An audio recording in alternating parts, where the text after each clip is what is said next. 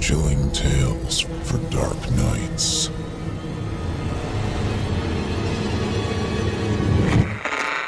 Want to make sure you never miss a Chilling Tales for Dark Nights video again? Be sure to subscribe and hit that bell to turn on notifications.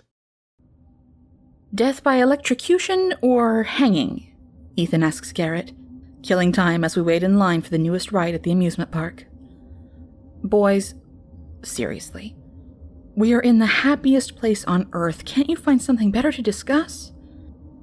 I glance over at my husband Zach, but he shrugs his shoulders as he grins, and I can read his thoughts. Boys will be boys.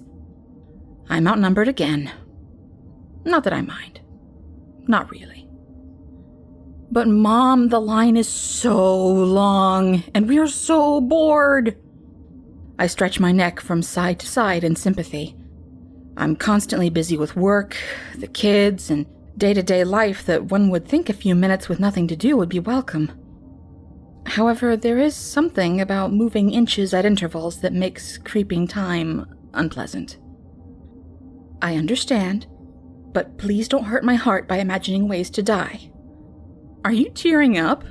Ethan leers over me. He's 18 and taller than me by almost a foot, and he loves to lord it over me every chance he gets. I catch a whiff of his Ralph Lauren body spray and a faint hint of perspiration. I brush the tear out of my eye. No, it's sweat. Oh, Mom, you're okay. Nothing's going to happen. Are you worried about the ride? Not to be outdone, Garrett flops a long, lanky arm over my shoulders. He, too, is inches taller than me, but a few years younger than his brother, and still willing to nestle in close. The Old Spice deodorant wafts over me, and I take in a deep breath of his scent, relaxing into him. It's fine. It's the incessant heat and the repetitive music and the crowds. Let's take a break after this one. We're almost there. I can see them loading the cars up ahead, my husband Zach contributes. Thank God, I mutter. I check my Fitbit for the time. The digital readout shows me a little after 3:30 in the afternoon, and I mentally give myself a high five. With over 25,000 steps, no matter how many churros I eat, I should still be able to tug on my jeans when vacation ends. I definitely prefer the rides where we can skip to the front of the line. Agreed, Zach says. The boys focus their attention to the front of the line while continuing their conversation. Global warming or alien invasion? Garrett asks Ethan. Zach rubs my back, but I step away, embarrassed my shirt is sticking to my back. Everything okay? I sigh. Yeah. Damn hormones. I feel fucking out of control. Those boys are going to be the death of me. I take a deep breath and let it out slowly as we move forward a few paces in line. We needed some time as a family to reconnect. I'd lost my mom around the holidays, and with Ethan leaving in the fall for college, I wanted to stuff the boys back into my womb, to keep them safe and near me. Hanging on to time with the kids felt like trying to wrangle water. It either slipped away or dried out before I could get a grip on it. The roller coaster takes off like a rocket and immediately pisses me off. The G-force pulls my cheeks into a rictus of terror, while a flash of light captures my horror of a purchase in the gift shop after the ride. I hate to be scared, and I loathe myself for not researching the ride before I got on it. The harness pins me to the seat of the coaster and awkwardly holds me in its molded plastic embrace through twists, drops, and turns in the dark, cavernous space. Neon freeway signs guide our passage as the track weaves through the faux pitch of night. Cold air caresses my skin, but the wind is as manufactured as the manicured lawns and air-set lakes of this fantasy land. Finally, we round the last corner into the flat straightaway. The snake of cars comes to an abrupt stop in the middle of the final stretch of the track. I can barely turn to make eye contact with my husband because my head is braced to the seat, but can see my kids in the seat in front of us smiling and laughing.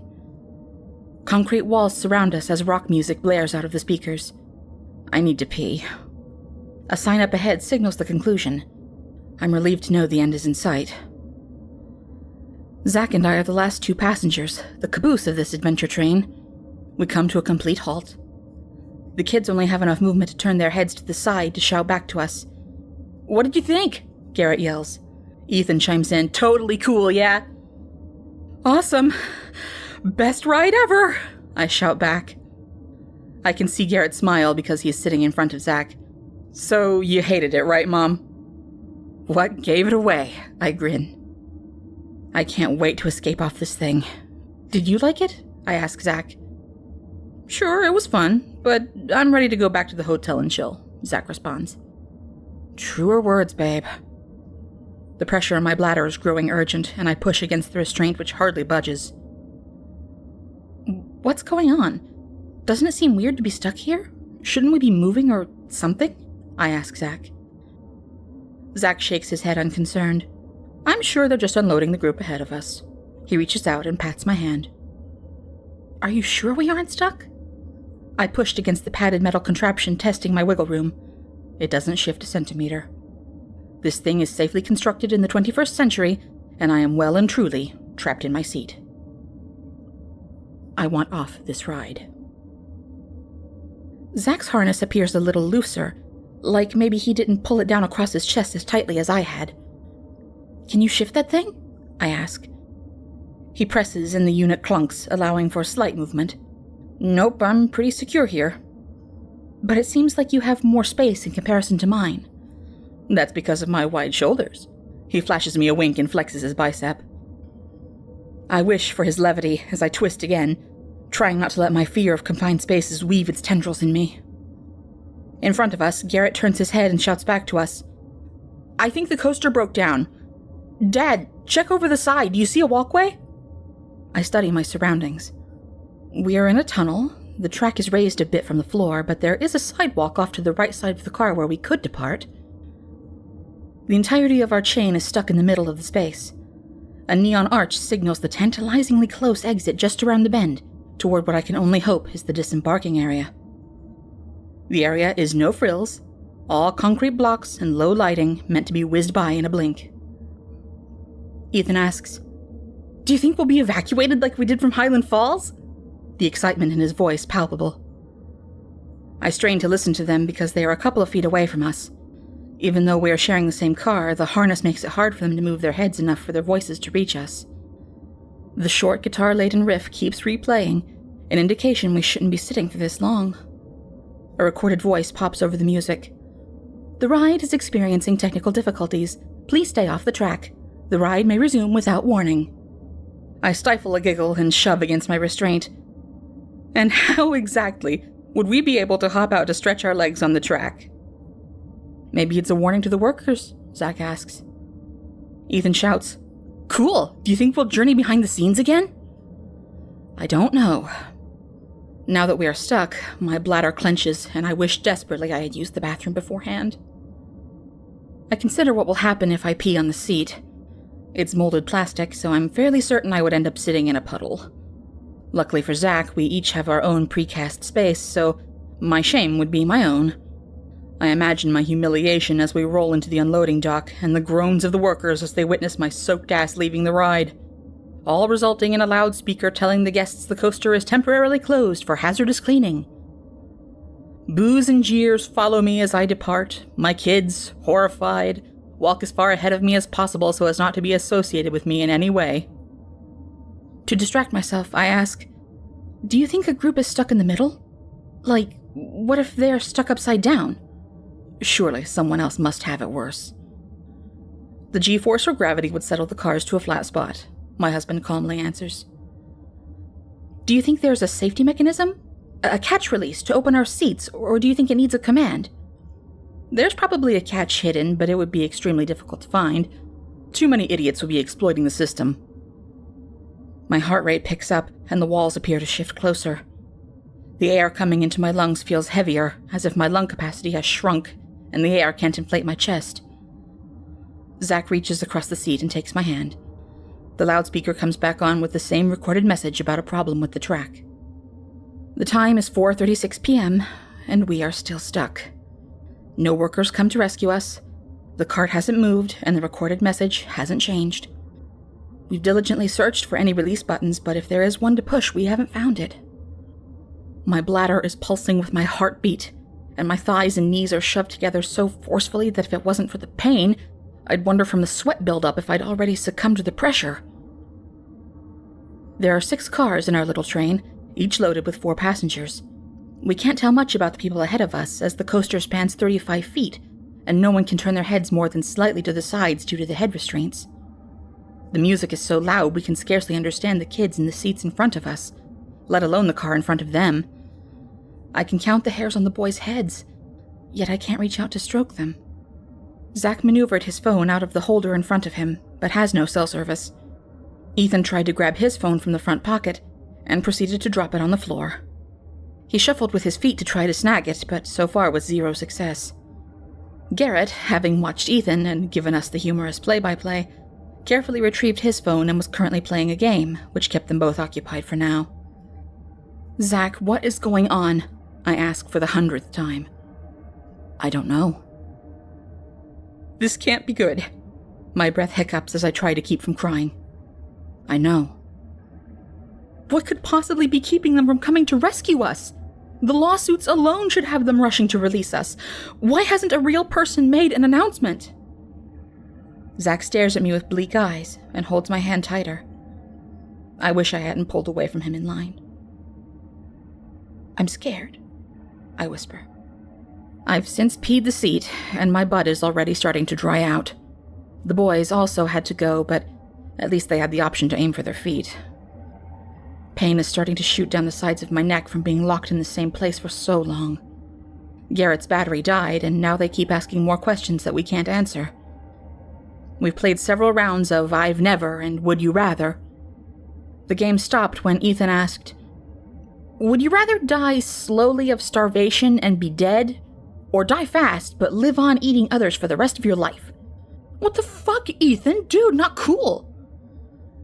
I don't want to admit how much his question unsettled me.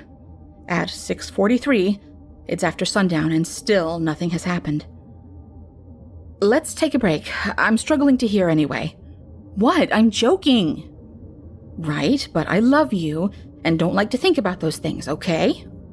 The boys turn forward and I trade a look with Zach and we both shake our heads. My skull is pounding and an internal pressure is building like I'm going to burst out of my skin. I'm not sure I'll be able to enter into an enclosed space after this experience ever again. I'm craving the touch of my family. I want Zach's arms around me. I want Ethan stepping on my toes and Garrett's arms hanging around my shoulders. I start to hyperventilate and push those thoughts away. We'll be out soon enough, I tell myself. Over the music, a woman screams to be heard. "Hello? Can someone call 911? I think my husband is having a heart attack." A murmur goes up as the canned announcement breaks in and one man yells out, "Lady, I've tried my cell phone 1,000 times. I can't receive any service in here. The system is down." Another woman shouts out, "I'm sorry, we've had the same experience." The first woman's lilting voice makes me wonder if she's of Southern descent. "Does anyone know what I should do? I can't reach him." Her voice breaks into a sob. Tears of commiseration rise in my eyes as I peek at Zach and wonder what I would do. My son gazes back at me, and I shake my head miserably. We've been stuck for hours. We have a bag of kettle corn and half a bottle of water. My kids, screwing around, spilled what soda they had left arguing about whose it was, and so they have nothing. "My daughter is going to try to dislocate her arm to get out of the seat," a man yells out to the group. "Will that work?" I ask my husband. "It can't hurt," he answers. "Ma'am, tell your husband to hold on. Amina is twisting herself right now. She's super flexible and she's willing to try to knock her arm out of the socket if it means getting us help." "Yes, please, hurry." Her voice is hysterical and keeps breaking as she tries to be louder than the guitar riff. "He's having trouble breathing." A few minutes later, a little slip of a girl is standing outside of the tracks on the walkway. Everyone starts applauding. Sweat is trickling down the sides of her face, her arm is hanging perversely, and yet she holds her head proudly as she walks down the line of cars to the front. A mischievous grin comes across her face and she gives a quick bow, holding her one working arm out like a performer. As she walks down the track, I can see her bottom is wet from sitting in a puddle. We cheer her and she limps off, holding her arm gingerly as she rounds the corner and exits out of sight to find help. Excited whispers and chatting reanimates the group. I think my feet are numb. I try to wiggle my toes, but it's just something to say. I feel reinvigorated. Finally, something will happen and we can clear off this damn ride.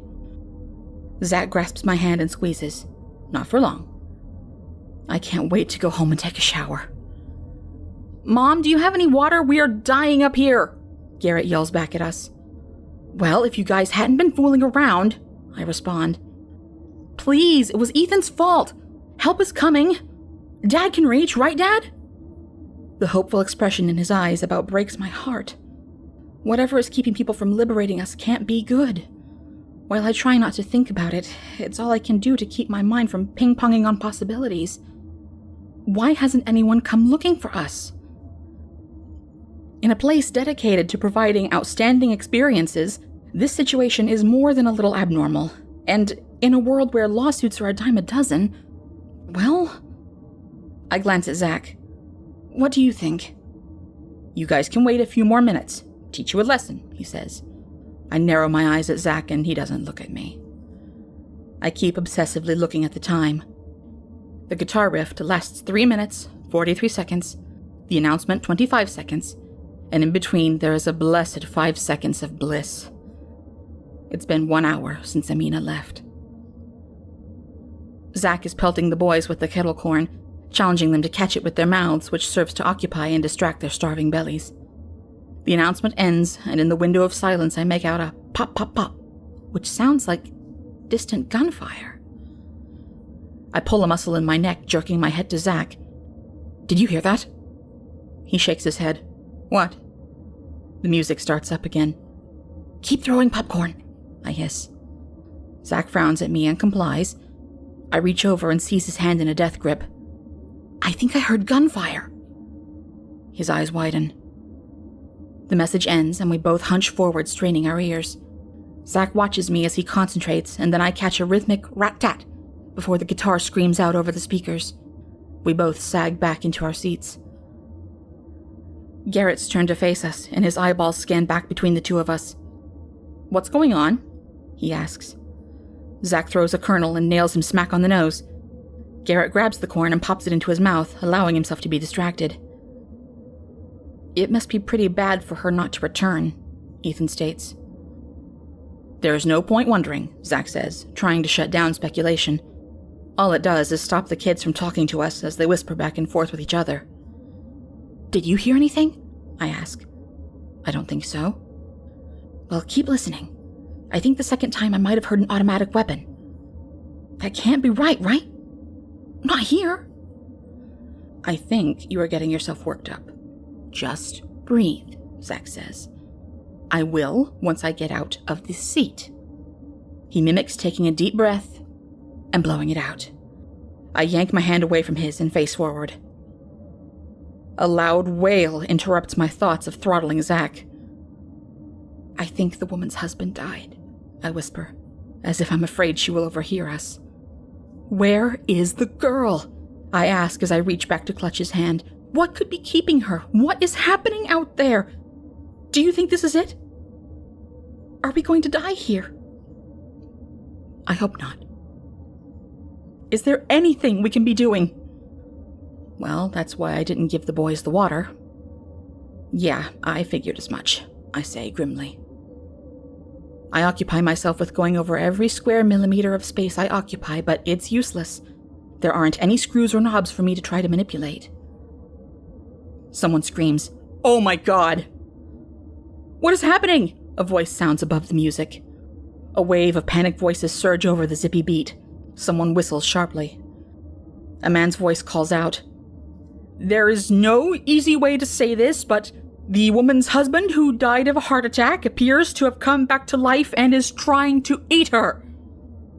I turned to Zach and started to cry. The kids peer back at us with panic in their eyes. I struggle against my restraints. I look at Zach. Is there any way I can do what that kid did? Can I dislocate myself to twist out of this thing? Zach's frantically shoving against the restraint. None of us are flexible, so bending our way out of the situation is out of the question. I catch heads bobbing as the people in front of us gyrate with what I assume is the same ferocity as us. Straitjackets would be as damning. "Mom, I'm scared," Garrett yells. "Me too, buddy. But hold on. Try to wiggle out. Do whatever you can to maneuver out of your seat. Break your arm if you need to. We have to get out. Our lives depend on it." I start hitting my shoulder against the plastic molding. With my shoulders firmly secured, I can't get a good enough angle or enough momentum to twist enough to make a difference. I scream in frustration. Ethan squints at Zach because he can't quite turn enough to make eye contact with me. I force a laugh.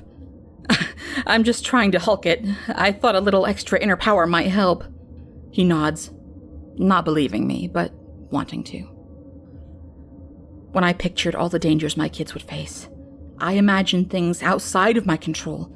Strangers, someone luring my kid with candy, or following a ball out into the street. As they got older, I switched to online fears, which morphed into concerns about alcohol or heroin or antibiotic-resistant chlamydia. But I didn't think I would end up watching them die in front of me while I could do nothing but witness. This was the most fucked up hell I could imagine. We joked about a zombie apocalypse. Jesus, what had Ethan said? Eating others for the rest of your life. Surely this had to be some sort of reality TV joke, and someone was going to bust out any moment and... Mom, I don't want to die like this, Garrett shouts, tears streaming down his face. I know. We will figure out a way. Mom, I don't want to be a zombie, he cries, hands pushing against the bars holding tight against his shoulders. I flash to him on a baby swing, face screwed up, arms outstretched, hollering for me to rescue him. Ethan starts jumping up in his seat. Garrett, shut up. I remember one day when I got mad at Ethan for something stupid when he was 2 and yelled at him. Instead of crying, he laughed at me as if my overreaction was the funniest thing in the world. We'll figure this out. Right, Zach? We got this. Zach is silent as he studies the front of the cars, and I'm so angry with him for not fixing this. Why can't he fix this? Why can't I? Zach! I scream. We can't let this happen to them. We've got to do something. Zach looks at me with tears in his eyes and smiles. His hand is holding mine, and he blows me a kiss. And I breathe. A loud whistle rips over the music. Startled, I glance up. A small figure limps into view. Behind her is an undead cavalry. Amina's head dangles and swings. Her hair hangs in her face, so I can't make out her features. I strain my eyes to understand what I am seeing. At first, my eyes think she is moving funny because of her dislocated arm, but I catch the shine of white bone and understand the arm is no longer attached. Behind her follow 6 tourists. Because of the dimness, it would be easy to think this is the rescue we've been waiting for. But deep down I recognize they are not our salvation. My chest vibrates with a hum rising and resounding through my clenched teeth. They don't appear dead. More like plastic dolls puffed up like marshmallows. Their skin is tight and shiny, as if stretching to contain their fluids. Blood should be gushing out of the missing bits and pieces, but instead the raw flesh is startling bright like the red scales of a koi fish.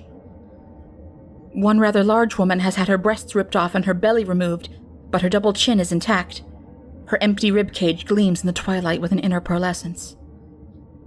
Mom! I hear. I grip Zach's hand and my bones pulverize from his pressure.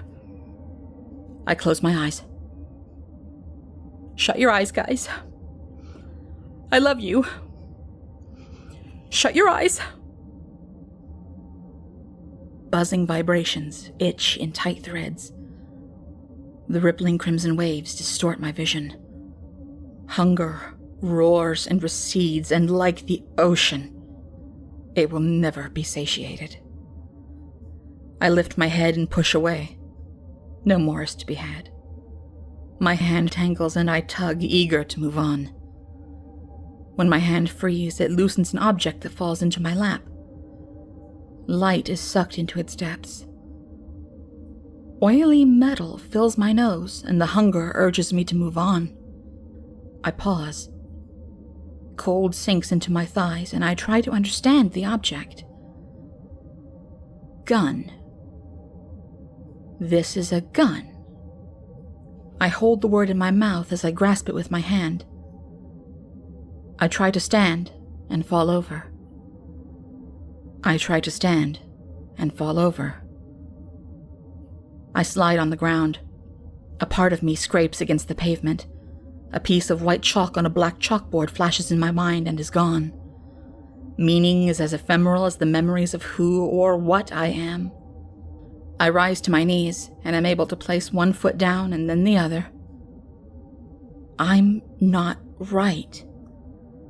The emptiness in me howls and eats my thoughts. Everything but the hunger. I breathe the air, searching for something to fill the clamoring void. A scent on the breeze that is not food calls insistently. I peer down at my hand and observe I am clutching the black object. My hand loosens to let go. My mouth remembers the word, gun, but keeps it safe, tight within my lips. I increase my grip. I trip and get back up. I trip and get back up. A gust of wind blows against my face and the aroma is stronger. I know this scent and it guides me into a dark carnivorous space.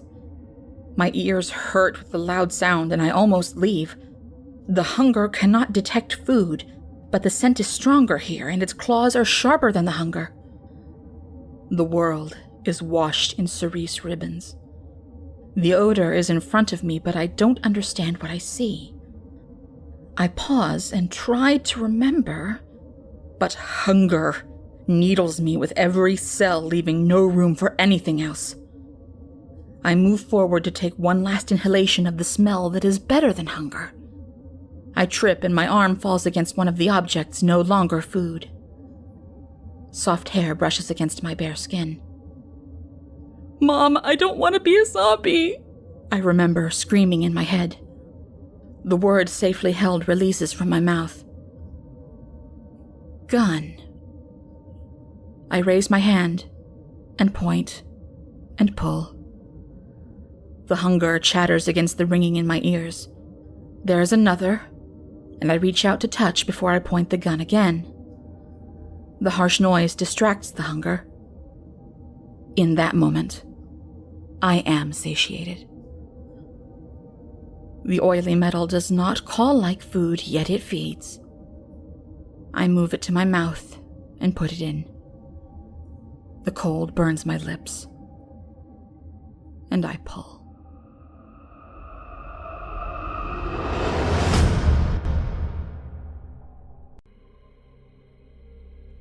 I'm not sure if he knows how little respect I have for him. He leans back in his chair, slowly placing his hands behind his head, making a meal of it, as though what is to follow is going to bring him great pleasure. The two rings under his armpits are bigger versions of the circles that surround his sallow eyes. Other patches of darkness decorate the rest of his pallid and pudgy face, as though his soul is seeping through his skin. Tony. He exhales slowly, as though he is about to deliver the news that my mother has passed. Center stage on his desk is a picture of his wife and kids at the beach. I wonder why they're smiling. At this moment in time, I want to know that more than anything else in the world. The whiteboard above his head lists his duties for the day. He could wipe that clean and scrawl the words, "Be a prick," across it.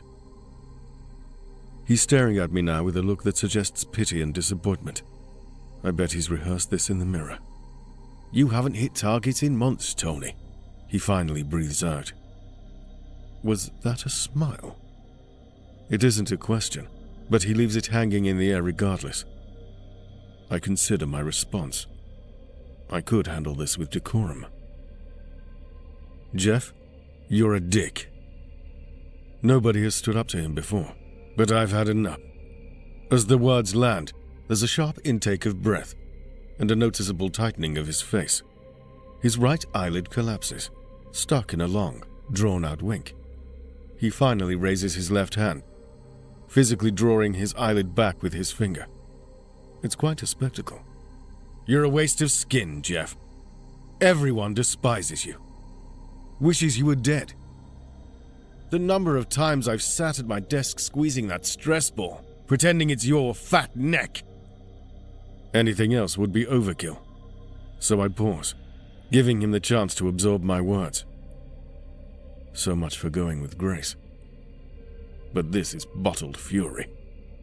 I'm well out of my comfort zone, hands shaking with adrenaline. They still quiver even as I clasp them together. He slowly brings his arms back down, and a nervous cough escapes the pursed hole between the downturn of his lips. He crosses his legs, and his pants ride up, unveiling colorful Garfield socks, a futile effort to portray himself as one of us. His right eye begins to twitch more aggressively as he opens his mouth to speak. Nothing emerges.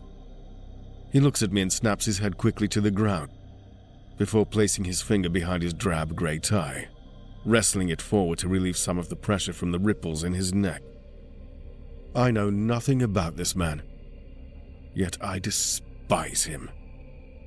He came into my life and turned it upside down. Things were fine. Plenty of commission and talk of promotion as the company continued to expand. I was top dog. And then, the stroke of genius of employing Jeff to manage the expanding sales team. A man devoid of personality and with no respect for the staff he commands. Multiple times I've daydreamed about lodging a pen into his brain. I was the best salesperson 5 years in a row. You've been in this middle management role for 6 months. And in that time, you've stripped all the good accounts away from seasoned players, handing them off to incompetent juniors. What is that? Envy? The only other explanation is that you are plain and simple dumb as dog shit. I'm on a roll here. Jeff begins to squirm in his seat. The tailored suit, likely purchased in slimmer times, begins to look even smaller on, as though it's constricting with his ego. Tony, with all due respect, shut the fuck up, Jeff. I'm going down fighting. The guy has made the lives of the entire sales floor miserable of late, cancelling all holidays, getting us in early, keeping us until late with endless meetings of drivel, and all to try and make up for the mess he's made of things. We're all paying the price for his inadequacy. The hair matted to his head that is too perfectly black starts to drip a viscous liquid that slowly rolls down his forehead onto the bridge of his nose. There's something strange going on with his eyes also. The dark surrounding rings seem to be growing, drawing his eyes inward. He doesn't look well at all. But there is no going back now. Where did you learn to be such an arsehole? Is there a special school that allows you to specialize in being a turd? With a violently shaking hand, he reaches for the coffee cup on the table. But before he can grab it, I swipe it away, sending it smashing into the mustard-colored wall. Momentarily, I imagine it's his skull, pretending the dark streaks of splatter are his blood. Through the blinds, I see others turn in surprise. The faint murmur of gossip begins. I'm on another level now. He's made my life hell. Nothing ever good enough. I haven't slept well for weeks. The late nights, the ban on vacation days, insistence on coming in at the weekends, the relentless texts and emails. Judy and I have done nothing but argue. Even the kids have suffered at the mercy of this fat fuck. No more! I stand up, sending the chair falling behind me. Instinctively, I reach across, grabbing his tongue, heaving him away from the protection of the desk. The office shudders as I throw him against the wall. I'm only inches away from his face now. I can taste the fat on his breath, but there's something fouler that permeates the air between us. A cocktail of cheap aftershave and rotting flesh. As I stare into his lifeless eyes, the dark liquid continues to run down the side of his face. He opens his mouth and utters sheepishly, I need your forecast, Tony. The laughter comes immediately. I can't control it. The whole situation is absurd. And my sales projection request is the icing on the cake. Jeff, what the hell is wrong with you? The twitch in his eyes getting worse. He's winking at me with unfathomable speed. He reaches for his throat as if he is struggling to get enough breath, and I'm immediately drawn to the ring on his wedding finger. Encrusted in the middle is a large red jewel, perhaps a ruby. It begins to glow. Forecast! The damp patches are springing up everywhere, including a large one quickly spreading on the crotch of his pants. Random blotches of black liquid are popping up across his shirt, as though each of my words is puncturing his skin. Is that gasoline I can smell? I feel out of depth, the hairs on the back of my neck prickling, and an involuntary shudder rattling down my spine. His shirt is saturated now. Dark rings continue to consume the entirety of his face. Streams of black work their way down his face like wax down a candle, and I can feel their heat as they gently fizz on his cheek. Slowly, he begins to slip down the side of the wall. He said it would be easy, he croaks. Veins in his bulbous neck are turning to a fiery orange in front of my eyes, and there's a sizzling sound accompanied by small wisps of grey smoke. My heart pounds wildly, and my throat suddenly feels so dry. I was in control, but this is throwing me. My knees feel weak. My stomach is churning. He clutches at the ring, trying to rip it from his finger, but it doesn't budge. No! I don't want to go back! He screams. There's a sudden and horrific crack as his nose twists out of shape. A black, treacle-like liquid oozing from the wound. It drips onto the carpet and begins to smolder. As he reaches for his face, more bleeding lacerations break out across his cheeks. His hair is no longer jet black, but a mousy grey, and it's starting to frazzle and fall out. The number 666 appears to have been branded across the flesh of his scalp. Some of my colleagues are at the window peering through the blinds. Jake looks to me as if I might be able to offer an explanation, but I shrug, turning my attention back to the smoking man. All I can do is watch, stunned, frozen to the spot as his body continues to smoke in front of me. I wonder how anything so damp can burn. But then I remember the pungent smell of petrol. He begins to moan, violently kicking his legs and writhing on the floor in a series of spasms. Smoke emanates from all parts, and his shirt and pants are disintegrating into ashes, floating surreally towards the dirty fluorescent lights in the ceiling. With a gentle whoosh, he erupts into a ball of flames. The liquid that was oozing from his body only seems to fuel the fire, and all I can do is watch as the fire begins to consume him. The scream that emanates is unworldly. Thousands of blood-curdling howls rolled into one, and I shiver involuntarily and contrarily to the heat he is emitting. Our eyes lock, but I can still make out the intermittent flash of the red jewel on his finger. His skin peels away, and the smell of cooking flesh permeates the air. I double over and dry heave, but I can't take my eyes away from the unfolding carnage. The whites of his eyes are still prominent through the flames, standing out against the veiled shades of red and black. A gentle popping sound occurs, and one of them begins to ooze down the side of his cheek, like a freshly cracked egg. It bubbles and chars, blending in quickly with the slab of now lifeless meat that was once my boss. I hear urgent voices and footsteps outside. The door swings open, and I see Kate, face as white as a sheet, holding out her fire extinguisher. "It's a little late for that," I mutter. We both watch as the body impossibly disintegrates into nothing but a small pile of ashes. More of my colleagues start to gather around the charred carpet tiles, and all that remains of our boss. After a lengthy stalemate of confusion and shock, Jake finally utters, "Should I get the vacuum?" I bend down to explore the neat pile of ashes on the floor, and it isn't long before I find it. I lift the ring, rotating it in my fingers, to find an inscription written on the inside. "Congratulations on graduating my middle management school, Jeff. Now get out there and bring hell to their day. Yours, Lucifer." I've since followed the press coverage. There are people on the other side of the world claiming they recognize the person that I saw turn to ash. But this man didn't go by the name of Jeff. John tried to kill his wife and 2 children, poured gasoline all over the carpets and curtains before tossing the match, and then getting into his car and driving head-on into a tree. They lived, but he died of massive head trauma. Where else would such a failure end up but middle management?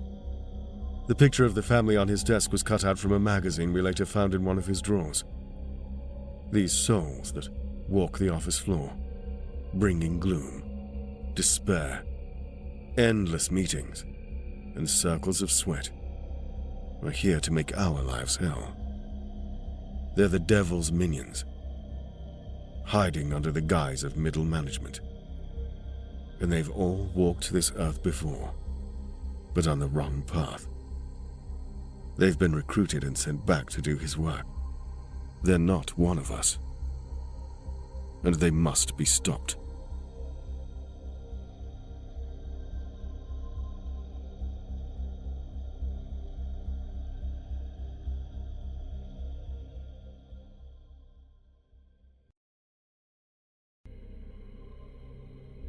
Grandpa Cobalt hated letting things go. Whether it was the wobbly chair he kept in his study or his favorite warped record he fed to the gramophone, looping the same groove over and over. He was a tall man with a frosty thin hairline and a nose capable of the most powerful of snores. Due to the amblyopia, his right eye was the good one, while his left eye always drifted a few degrees off, coasting its own orbit. He called it his fisheye. My grandma, on the other hand, was a short, petite woman who had a voice that never spiked or got frazzled, even if you were on the thinnest of ice. She sang hymns while she cooked, and she loved to chase me around the room so she could peck my cheeks with kisses. I always called her Gram. Creative, I know. The two of them preferred the country lifestyle, occupying some patch of land amidst the back roads of Ashe County, far away from buzzing suburbs, but just close enough to the nearest grocer. I remember being 8 and thinking their house looked just like a Christmas card in the snow, an all-American salt box with dark wooden siding, a steeply pitched roof, and an old red pickup that seldom left the lot. In the years after the last holiday trip, our interactions had been limited only to brief phone conversations and the periodic seasonal wishes. My grandparents did not come to visit, and neither did we. I sometimes felt sad how close my friends seemed to be with their relatives, and frankly, I blamed it all on the living distance between us. But the reality was, we were an estranged family, and rocky relationships with my father had left a seismic gap between both parties. I never did learn all those lurid details, but I know it involved a lot of money. I was going through a rough patch in my sophomore year, from dealing with an asshole ex taking all my friends to getting into a fight with one of the worst girls in school. She had tormented me through the entire 10th grade, and after complaining and having nothing done about it, I dealt with her myself. In 4th period chemistry, she and her snickering vultures always sat right behind me. This particular time, one of their murmurs reached me. "You really think she does?" I turned and looked at her dead in the eye. "Does what?" Her lips curled into a spiteful smile. "Stuff your bra. You do, don't you?" Nice and loud for the whole class to hear. Next thing I knew, I grabbed her by the hair, knocked her down backwards from the desk, and jumped on her. 10-day suspension, but it felt really nice shutting her up. Worried for my mental health, my mother opted for me to stay with my grandparents for a week. Since her and Dad's divorce, she'd been working hard to rekindle the ties with her parents, and she probably saw this as a way to bring some normalcy back to our family. Happy as I was to see my old folks again, it was hard not to feel just a little used. The drive from Charlotte to West Jefferson was a 2-hour stretch. 1.5 if I'd gotten to drive. I like road trips, though. They're always a good excuse to bust out the old moleskin notebook and start sketching the scenery. Drawing was always my diversion to things. As the road eventually gave way to gravel, we reached the Saltbox house all by its lonesome, save for the old barn which occupied the same grounds. And the red pickup, of course, Gram was the first to greet us at the door, her small, delicate eyes widening behind her spectacles. She was wearing a cornflower blue turtleneck. "Oh my," she gasped, gently cupping my shoulders with her thin hands. "You can't be Emily. You're too tall." "You got me. I'm an imposter." I laughed as we both pulled each other into a hug. Her hair smelled like coconut oil. She led us through the foyer and into the immediate living room that spanned the width of the house. It oriented around a fireplace, which funneled up to a large central chimney. The interior still held its log cabin charm, from the hickory floorboards to the exposed hardwood beams of the ceiling. In the corner of the living room, sunlight glinted on the old mahogany armchair by the window. We headed into the small kitchen. Its soapstone sink and aged finished cabinets still looked the same, but seemed lower down than my childhood memory recalled them. The wall still bore the sign that read, "No home is complete without the pitter-patter of rabbit's feet," complete with a rabbit's foot keychain dangling at its corner. It was an eerie feeling being back after 8 years, and finding that really nothing had changed. The house was a hidey hole, untouched by time. I headed through the side door and up the cramped walkway that led to the L-shaped staircase to the upper floor. Above them, the long, hand-carved faces of the bearded men once again stared down at me, their wooden teeth grinning and their eyes wide with fake life. While the adults chatted downstairs, I unpacked in the guest room. The closet smelled of mothballs, which left a lasting in-the-nostrils effect everywhere else in the room. With my clothes stashed, I walked the hallway and stopped at the closed door of Grandpa's study. Muffled rustling sounded from inside. I knocked lightly against the door. That roused a busy voice from the other side. One sec. No, just come in. I peeked briefly inside and then let myself in. The blinds were closed, and the dark space was lit only by a desk lamp. Beneath it, Grandpa Cobalt's head was bent forward toward his desk, the pocket knife in his hand slicing carefully at a piece of wood. Chips and fuzzy shavings perforated the workspace as he whittled more of its shape down to a fishy outline.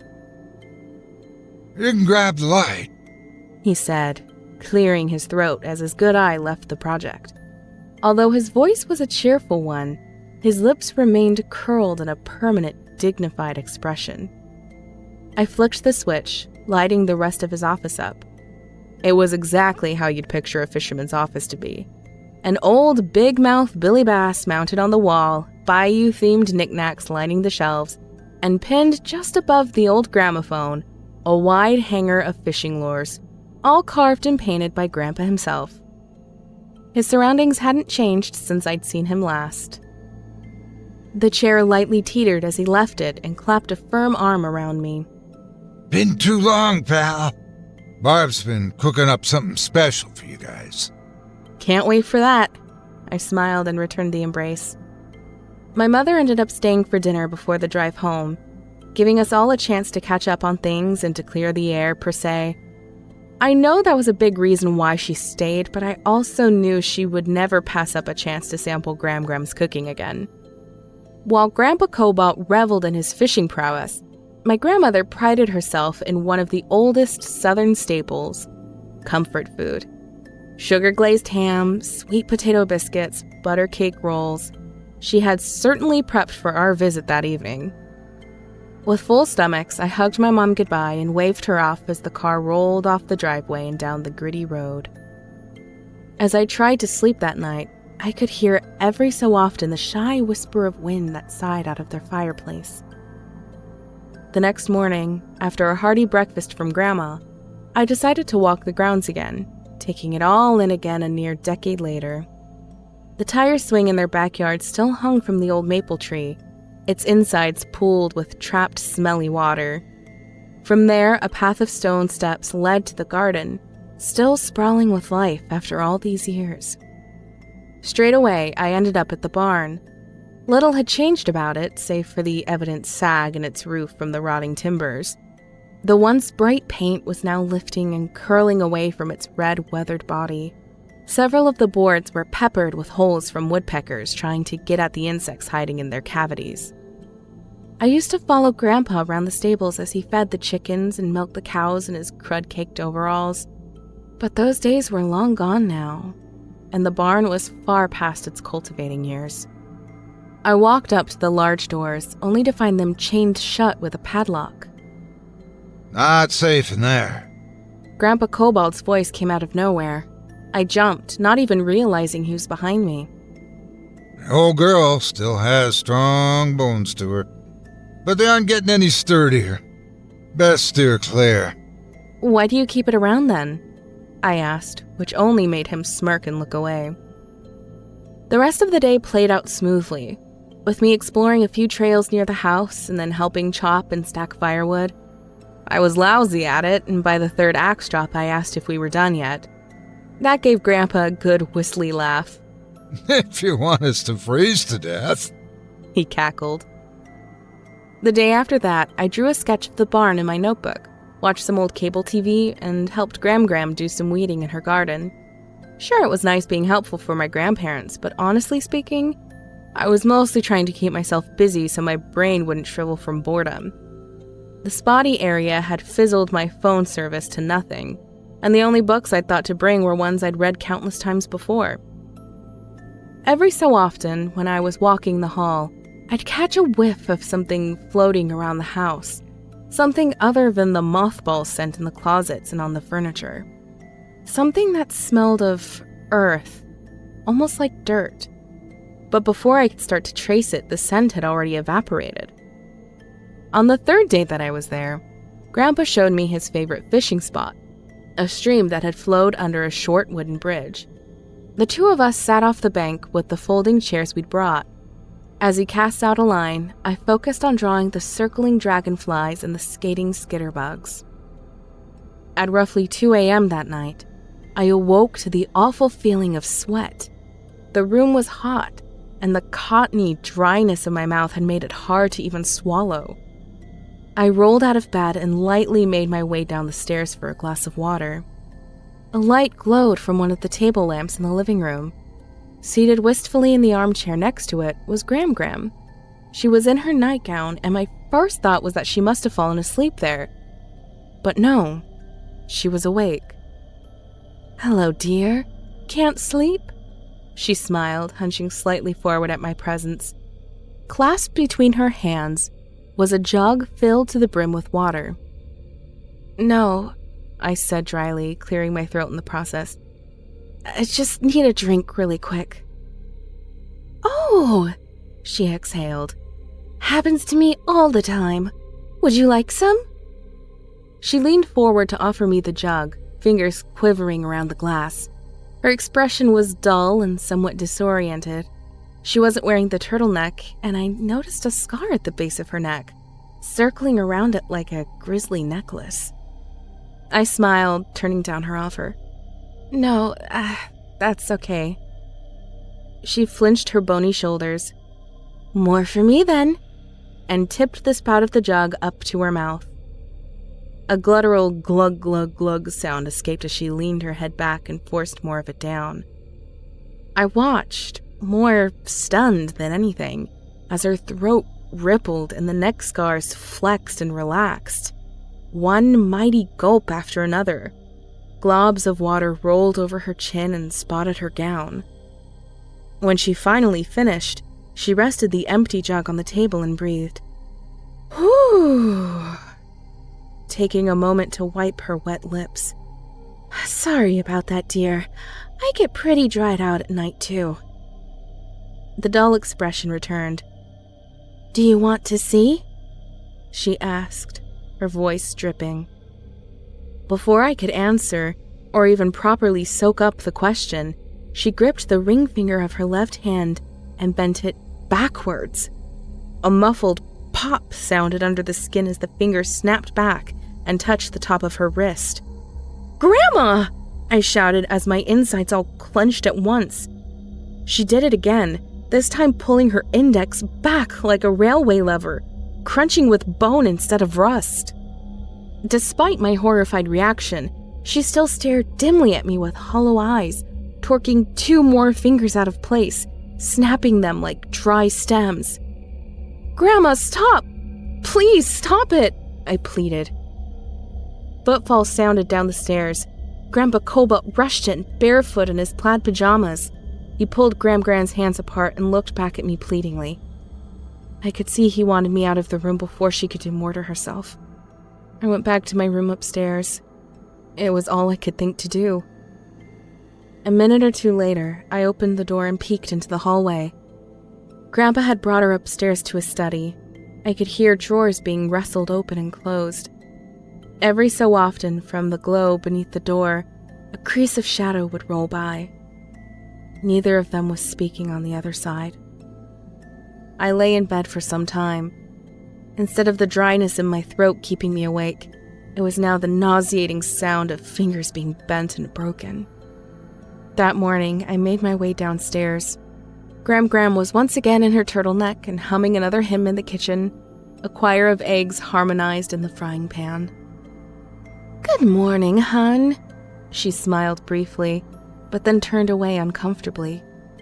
She looked to be in a struggle, cooking with her right hand, the dominant one now immobilized in a splint. "Grandpa says I scared you last night. I'm so sorry. I should have told you about my sleeping condition. If only you didn't have to witness it." I moved to help her. "No, it's okay, really. I just hope that you're all right." "Oh, yes," she laughed, flaunting her brace. "It's nothing I'm not already used to." Even though it gave me some answer for what happened, it still didn't quite add up in my mind. She acknowledged me when I came downstairs, spoke to me even.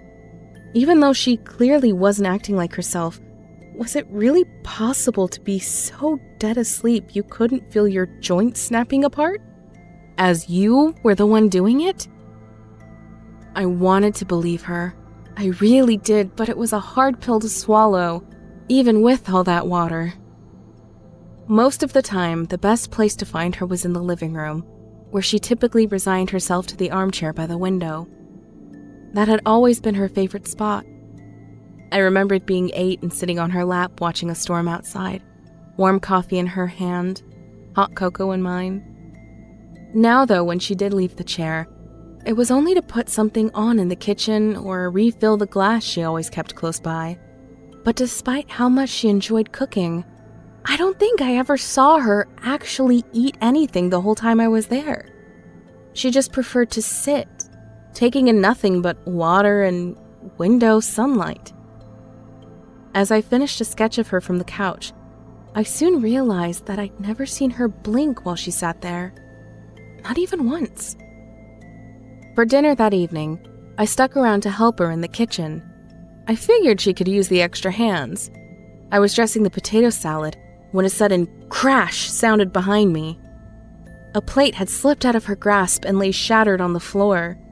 She didn't gasp or sigh about it. She just stood there with her head tilted toward the sharp bits of ceramic.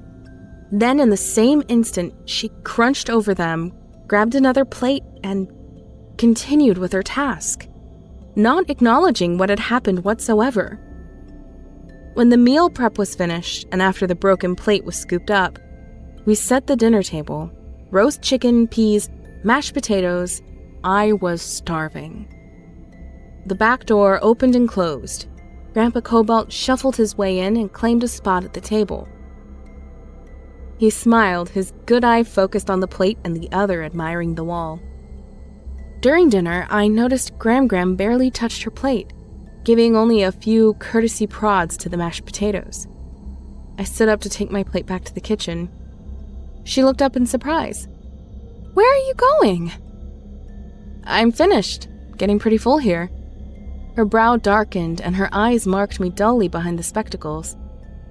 "Kids who do not clean their plate do not get to play. Please sit." A few measly flecks of chicken were left for me to finish. "I'm good, thanks." I laughed a bit, taking it as a joke. Her face first went slack, and then all at once clenched into a crinkled mask of anger. "Clean your plate!" Barb! Grandpa spoke up, still chewing some food. Leave her be. She's finished. Leave it be. "It is a waste," she said fiercely, arms shaking.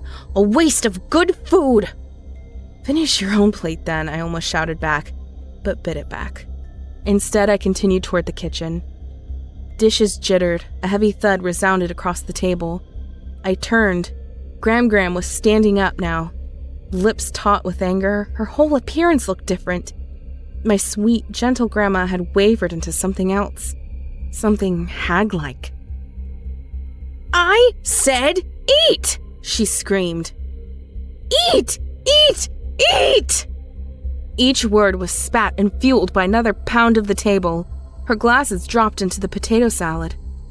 Grandpa Cobalt left his chair and moved to calm her down. I was much more angry than afraid at her outburst. I opened my mouth to tell her off, but then I saw it. The black substance running down her face. It oozed from her left ear, dripping densely down her cheek and over the curve of her chin. I thought it was blood at first, but no, it was too sticky, too thick. Grandpa seemed to take notice as well as he grabbed a napkin to wipe her face. I left through the kitchen and then out the back door to get away from the shouting. It was all too much to handle. I found an outdoor bench in their garden and sat on top of it for a while. Grandpa came out and joined me, his face florid with exhaust. "Hey," he said quietly.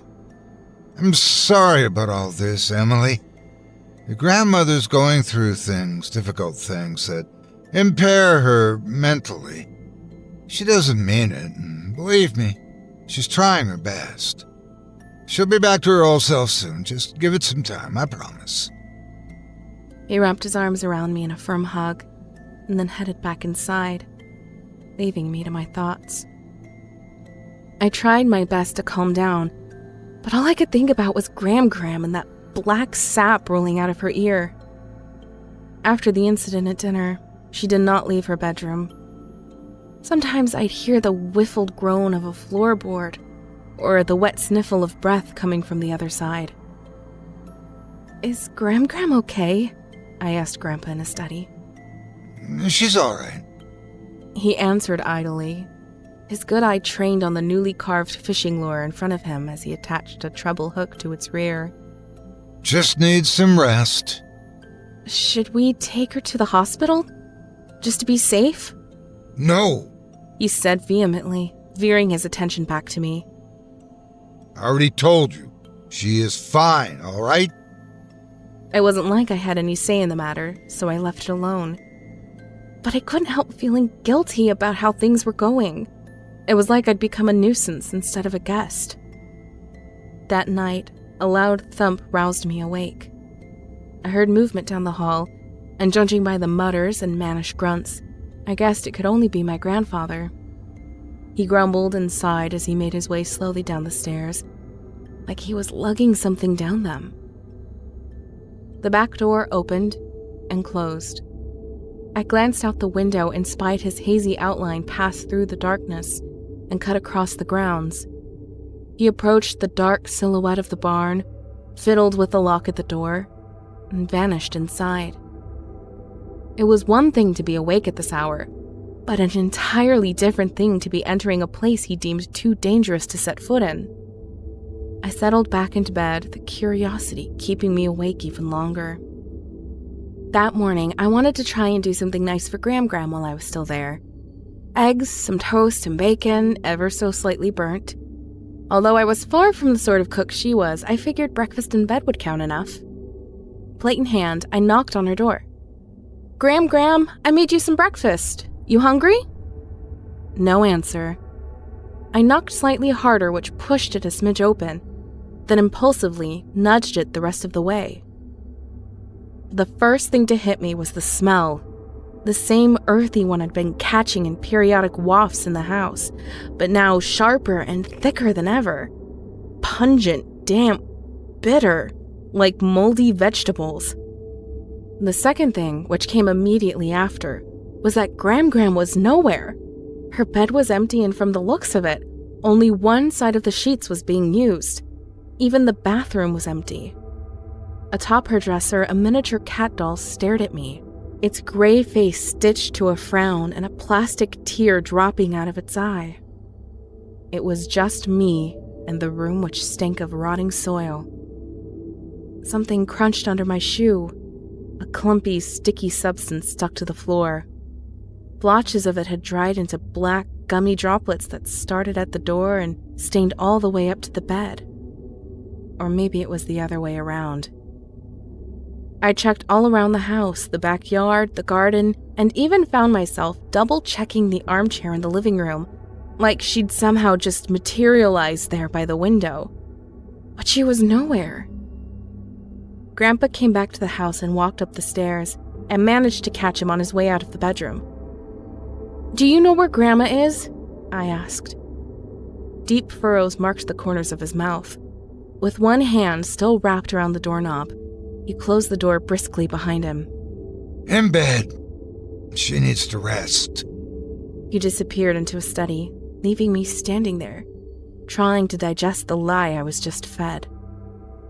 That night, I heard him stir once again to the lower floor, scuttling down each step on quiet feet.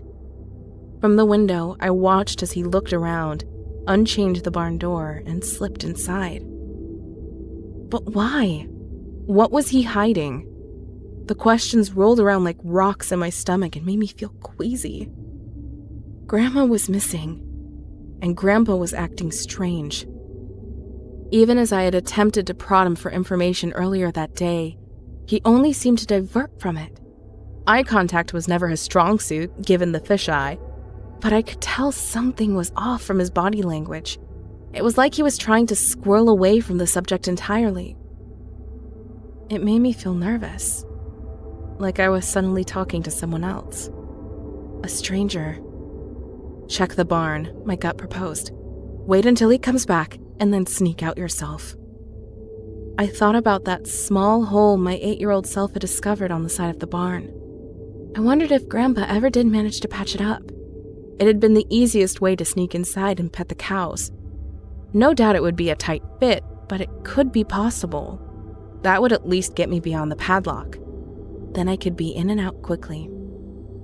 The thought was provoking, but also curbed by the possibility of what I might find inside there, whatever secret thing he'd been doing. Not only that, if it really was nothing, and I was discovered, it would no doubt hurt Grandpa for suspecting him of something so vile. But the trust was gone now. Gram was gone. I waited by the window for some time, not daring to leave the house until I knew he was back indoors. As every minute passed, so did a rising flux of worry. At last, the barn door slid open, and out he came, returning to the house with an exhausted gait. I listened intently for his shuffling down the hall and then the groan of hinges from the bedroom door. When enough silence passed, I cautiously moved down the stairs and out the back door, thankfully without any noise. The outside air woke me and brought back the reality of what I was preparing to do. Fear and uncertainty compressed my legs, demanding that I stop, that I really think about this. But I was done second-guessing myself. I pushed on. Insects chirped their reedy songs from the brushwood. I circled around the barn's haggard body and, sure enough, found the small hole in its side. Considering that I'd been barely small enough to squeeze through as a kid, there was no chance I'd fit now.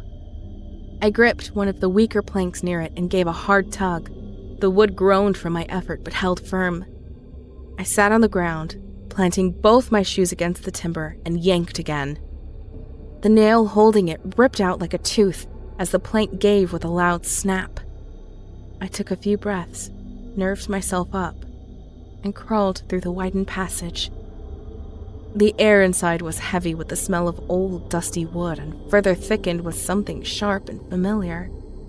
The same odor that lingered in the halls of the house, only the smell was 1,000 times stronger here. I flicked on my cell phone's flashlight. Cobwebs hung like streamers from the ceiling. The animal pen sat empty of anything but silage and still stunk somewhat of their dung. From one of them, the teeth of an old pitchfork poked dangerously out of the brush. I walked deeper inside, bypassing a tractor beneath a grime-laden tarp, long past its golden years. Beyond the stables and the far darkened rear of the interior, my light caught the silhouette of something tall and arboreal. A tree, growing right in the haunches of the old barn. From its splayed branches, I could make out the dark, grubby shapes of fruit hanging from them. I approached it, more curious than anything, about why it was here and why Grandpa wouldn't have just turned it to firewood by now.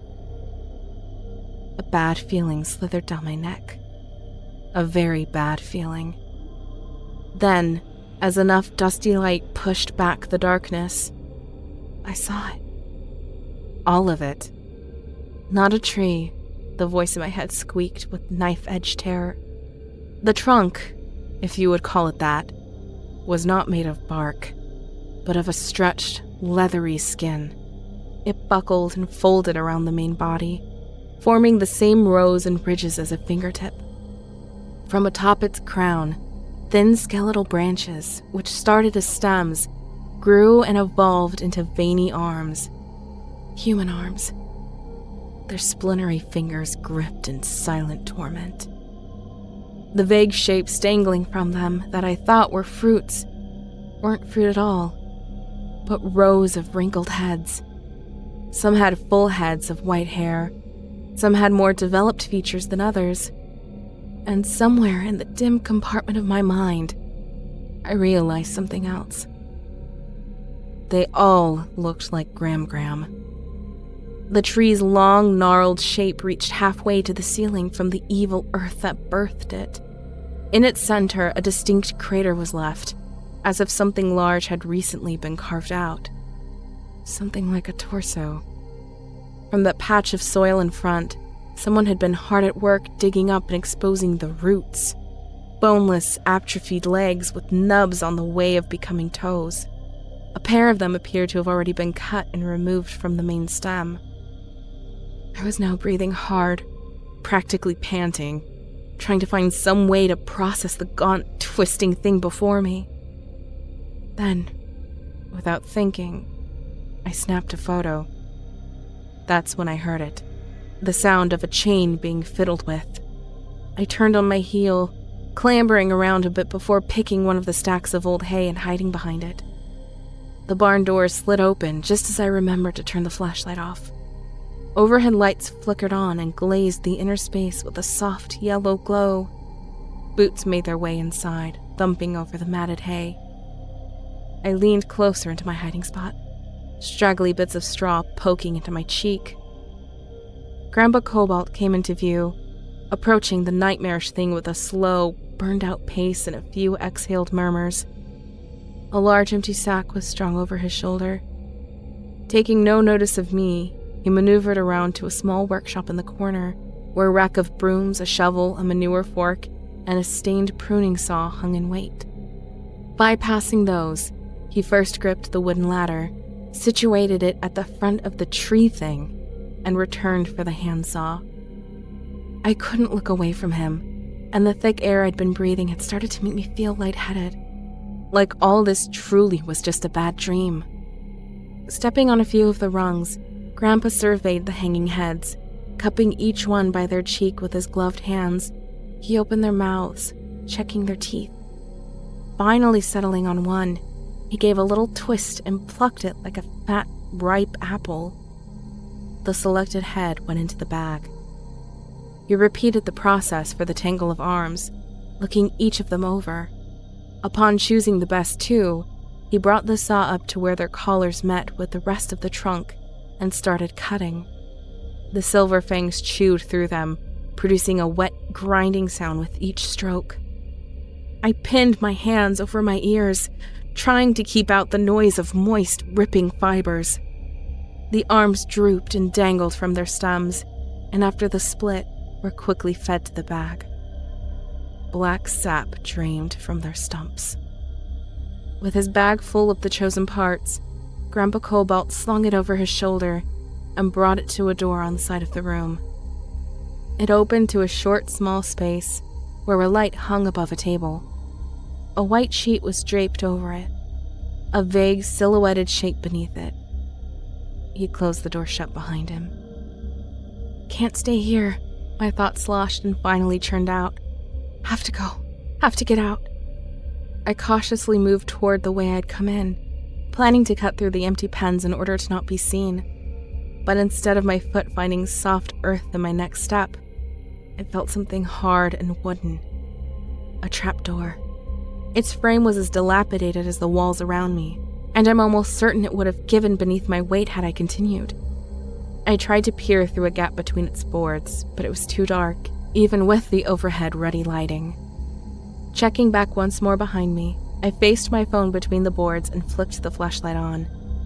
The cavern below lit up, and had I not clamped a hand over my mouth, I would have finally let a scream slip out. A body, no, several bodies were down there, stacked nakedly over each other in the pit, as though dropped one at a time. Their skin was flaking like old paper. Their eyes were dried in their sockets. Their dry lips curled in mummified sneers and grimaces. But the worst of all was the one on top of the pile. Its white hair spilled behind it, and a splint still fitted around its bony wrist. The time between squeezing back through the hole in the wall and running back to my room felt stitched together, split maybe between 2 or 3 blinks. I fell against the guest room door, closing it, and sank to the floor, hyperventilating in short, quick gasps. My heart flip-flopped in my chest. My mind was trying its solemn best to keep it together. I dialed my mother's cell. Pointless. The signal could not reach the towers beyond the mountains. All I could do was wait for her to come and pick me up tomorrow. Then I tell her everything. I tell everyone everything. The downstairs door pulled open, and the drumming of shoes drew closer. There was no lock on my door, so I made a cautious but quick crawl toward the bed and rolled the bedsheets over me. Boot heels thumped up the stairs, traveled down the hall, and stopped at my door. I held back the air in my throat and rested a hand over my thrumming chest. The doorknob jostled softly, then twisted, as the door inched open with a horrible, terrible groan, only partially opening. I lay still, hoping he'd see that I was asleep and move on. Then, in a voice so unfamiliar I could hardly understand it, he spoke through the crack. Delete the photos. Sharp, frigid terror shot through me and jostled my insides. I didn't move, trying to hold on to the facade that I wasn't awake. But the door didn't move, remaining open to the slit of hallway. Did he really see me there? Or did the intel come from something else? I hovered my finger over the phone and erased the first photo, hoping to at least hold out with the second I took, the one of the bodies in the shaft. Both of them, he grunted. As I deleted the final bit of data, the door began to close, stopped, and pushed open once more. I love Barb. I hope you know that. I didn't answer. The door then clicked shut and the boots returned downstairs. He must have had more work to do. I looked emptily toward the window. The sun was on the rise, slowly shifting the night into a newborn dawn. I did not leave the room, even as the disk of sun finally peeped over the hills, even as the smell of delicious food wafted through the vents, even as the sound of footsteps came to and fro from the hall. Then I heard it, the sound of wheels crunching gravel outside. My mom was finally here. I rushed downstairs, planning to meet her before she even touched the doorbell, but as I reached the living room, my legs deadlocked, the familiar cold air of shock washing over me again. "Well, look who decided to join us," Graham trilled from the armchair. She was in her turtleneck, and the splint rested securely over her mending fingers. But it wasn't her. It was a collection of parts, of pieces from the tree thing, all strung together beneath that sweater. Behind the collar over her neck, I pictured a fresh ring of scars, maybe even stitches hiding under the fabric. Were there still guts and organs within them, or just more heaps of black sap? I knew this wasn't Graham, just like I knew it wasn't the same Graham I spent these days gardening and cooking with. It was a different one, a new one, freshly picked and pulled together. Was my real grandmother dead? Was this some deal Grandpa Cobalt made to never lose her? A deal with the devil? Did he just wait for one to shrivel up before carving out a new one? Are you all right, dear? It inquired. You're so pale. Are you hungry? Do you need some water, maybe? I never knew what it truly meant to see the light leave someone's eyes. But behind those spectacles, the eyes were dead and dull, wide with fake life. A knock came at the door, prompting the thing with Gram's face to sit up. That must be your mother! Finally come to rescue you from us. It laughed. As she pulled open the door to let my mother in, all I could do was stand there. That isn't Gram, it's something else, I tried to say. The words died on my tongue. A tight queasiness bubbled up my throat and made the room spin. I just wanted to leave. I just wanted to go home. Grandpa Cobalt didn't leave his study to say goodbye to us, and frankly, I wanted nothing more. From upstairs, we could hear his gramophone beginning to play. So how was it? Mother asked on the drive back.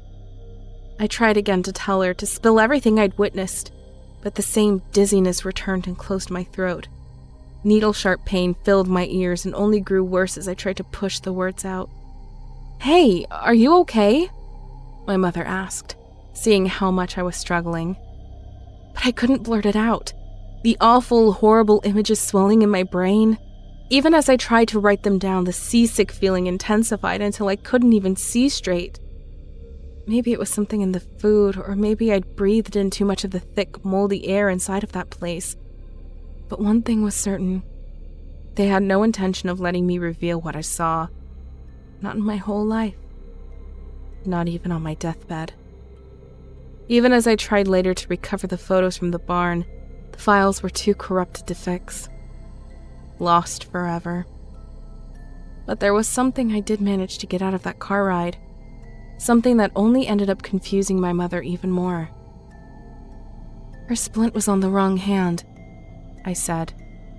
Despite all my mom's efforts to revive our family ties, things ended up falling silent after that. No more annual check-ins or seasonal greetings from my grandparents. Time did not dull the memory of what I'd seen in the barn, and truthfully, I do not think it ever will. Visceral horror can't be erased. It can only be negotiated with.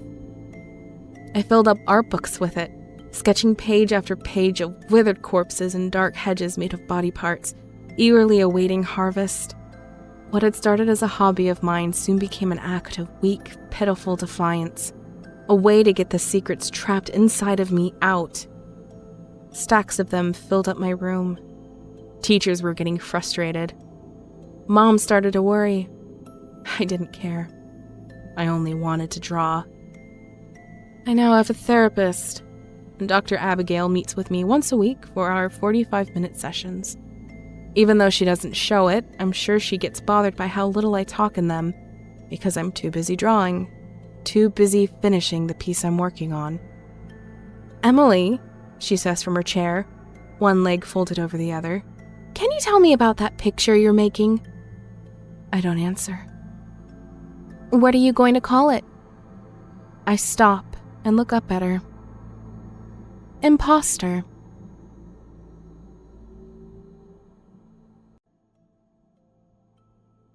Dr. Annalise Fowler.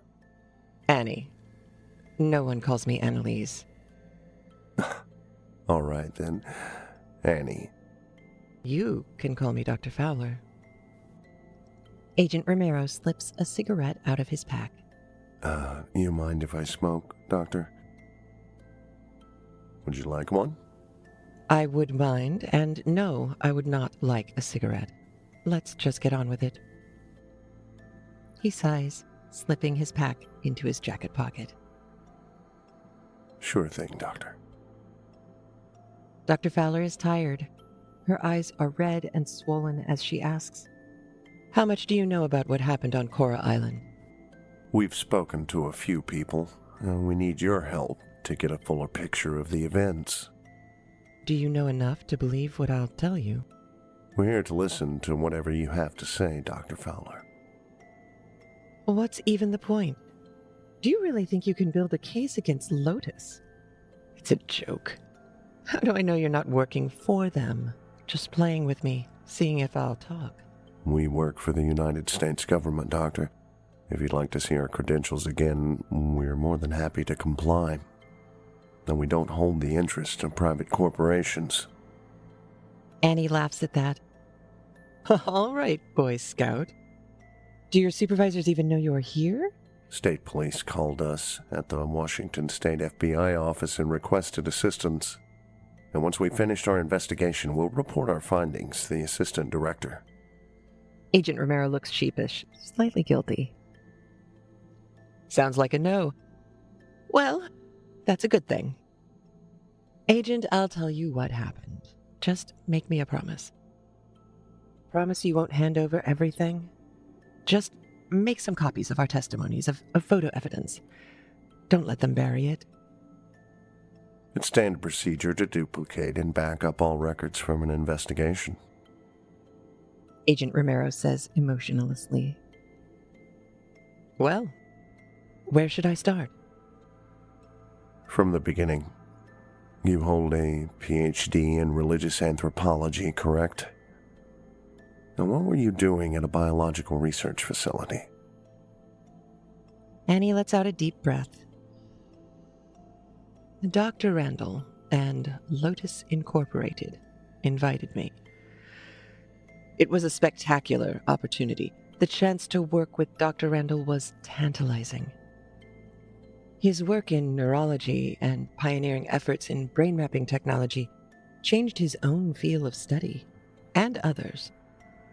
Why, it wasn't until his first few published papers on neurotheology that I found some small vindication among my peers.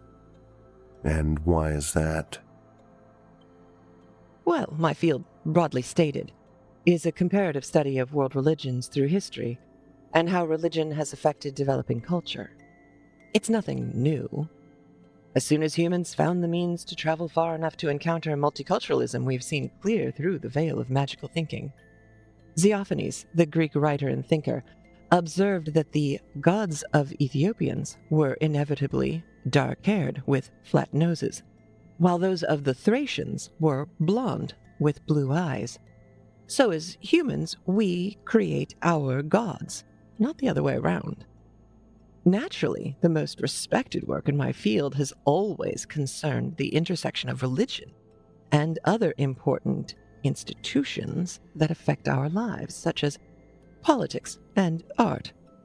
My focus has always been on religious ecstasy. I think most of my peers thought I was chasing rabbits down holes. Religious ecstasy? It concerns trance-like states that people achieve through effort in rituals or inadvertently through exposure to and acceptance of religious or magical thinking. It can range from church congregates speaking in tongues to great thinkers and artists producing their best work while claiming to be guided or influenced by the gods.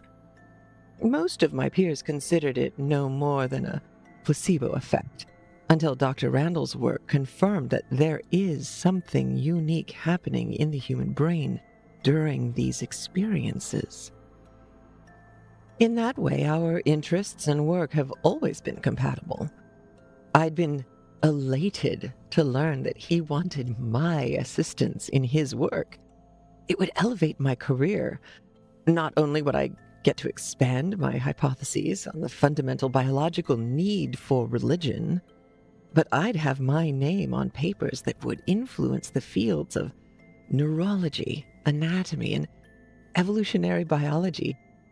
And I'd get the respect of the medical research field, or, as my father always said, real doctors. Annie smiles painfully at her sentiment. Lotus would be funding the research. It would be done at a private research facility on Cora Island. They said it was to protect their interests in the project. They wanted all the research to remain private until they were ready to publish. With Dr. Randall's history in developing new tools for brain mapping, it only made sense that they wanted to protect any potential patents to arise from the work. It was all very hush-hush. I wasn't even exactly sure what we'd be working on at the facility. They only used the vaguest terms to describe it. Research into the evolutionary biology of neurotheology. But I did do some research into the island before traveling there. Coral Island has a strange history. Do you know about it? Yes, there was some sort of hippie cult there in the 70s, but they abandoned the place. Wasn't there some big-shot author that used to be part of it? He wasn't part of the community. He just visited. And he wasn't just some big-shot author. The man won the Nobel Prize for Literature. He's not the only great mind to have spent time on Coral Island with the unnamed community, or the hippie cult, as you called them. The people that lived there didn't just abandon the place. They disappeared. And so often, in fact, that many question if they ever existed at all, or simply just a myth. I didn't believe it at first. All the quotes from those that visited the island during that time are secondhand. They've never spoken on record about it. They all remarked on the music.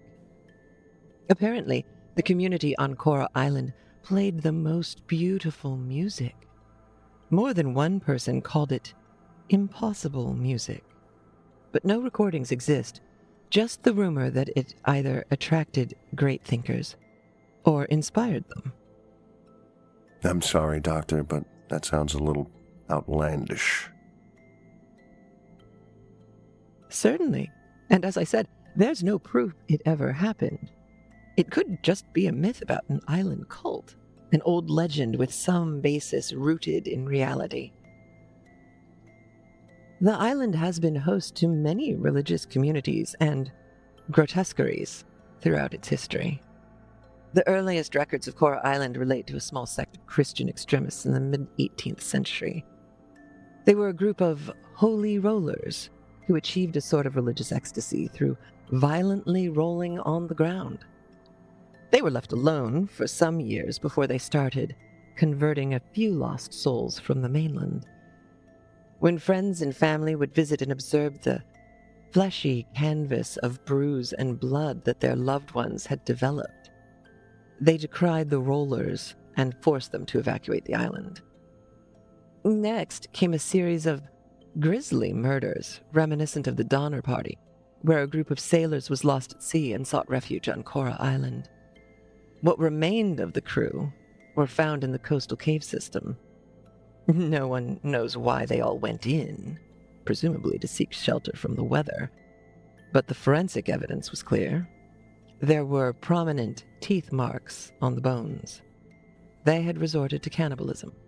Real macabre stuff. I had written off the strange location for the facility as being relatively cheap land to purchase as a result of its history. However, now that I think about how much money Lotus was willing to spend at every turn of our research, that explanation seems less likely. No, I think that Dr. Randall had wanted that island specifically. Exactly why that is, I can't tell you. I can only hypothesize that it has to do with the collective unconscious that he believed would affect the research. It was another variable in his experiments. As for the facility itself, well, you've seen it. It's unique. The architecture was so strange. I remember walking from my living quarters to the laboratories like a rat prancing merrily through a maze, salivating for my reward. This, too, I think, was intentional. Dr. Randall often asked me about the history of labyrinths, as they'd been used in meditation, religious practices, and covered mythology since well before the Greeks. When I first met Dr. Randall, I was immediately reminded of my father. He was stern, unapologetic, and fiercely intelligent. Yet his charisma was undeniable. His passion for the work was a constant source of inspiration to us. And the way he spoke about it made you feel like you were not just a scientist, but an explorer on a grand quest for the truth. And in a way, we were. The research itself concerned the neurological effects of religious ecstasy. Why does the brain even have the mechanism to enable such a phenomenon? What is the evolutionary advantage of these behaviors? Of course, we were looking at the problem all wrong, but I wonder if Dr. Randall knew that from the beginning. Perhaps, but I don't think he would have asked for my assistance if that were the case, unless he just wanted one more member for his cult. She smiles ruefully. That's what it ended up as, anyway. What do you mean by that? He was revered. He led us. More than that, though, he performed miracles. We weren't just breaking new ground. We were breaking the whole goddamn system of thinking. When I first arrived, I couldn't believe it. I thought they were tricking me. Mice. Presenting material culture. Singing, even. I've heard of whale songs, but mouse songs? Slow down. Mouse songs? We'll need you to elaborate. Dr. Randall had invented new brain mapping technology. For the first time, we could track neurotransmitters in parts per million, while simultaneously measuring electrical activity throughout the synaptic connections. Agent, Dr. Randall had a whole and direct view of neurological functioning.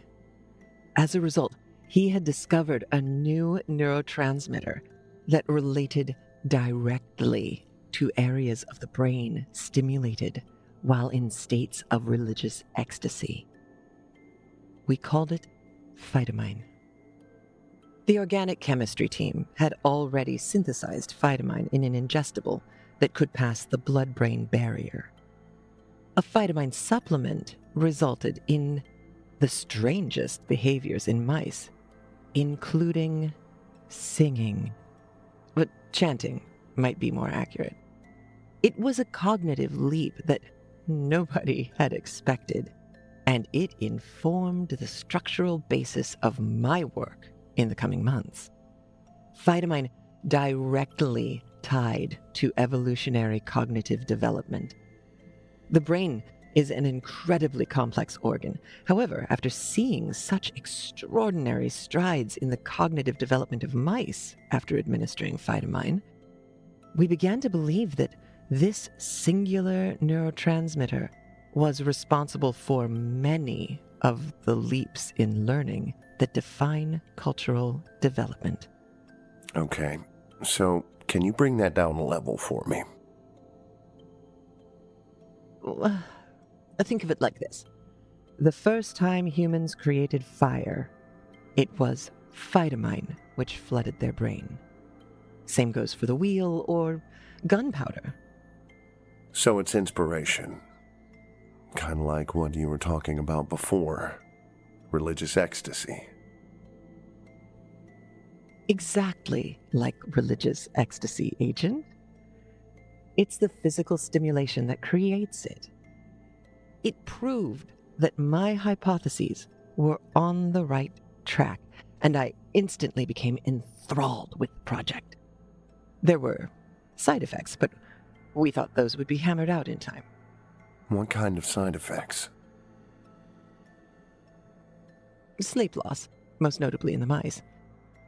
More side effects cropped up later with the pigs, spiders, and chimps. And with people? Agent Romero inquires. Fowler grows quiet at the question. Let's get back on track, Doc. That sounds like the work was exciting.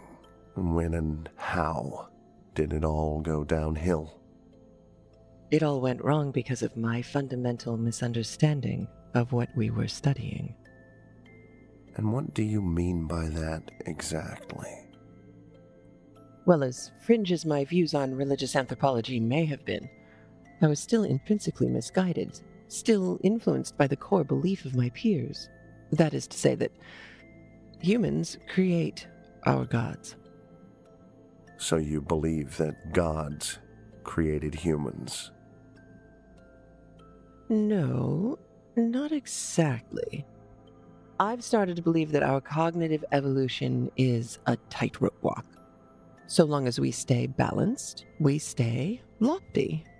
But if we were to fall, the writhing mass of the glimmering and the grotesque would surely swallow us. I'm not sure I understand. I'm sure you don't, but maybe you will.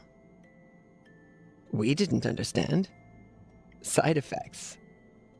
That was all. We moved forward with the pigs.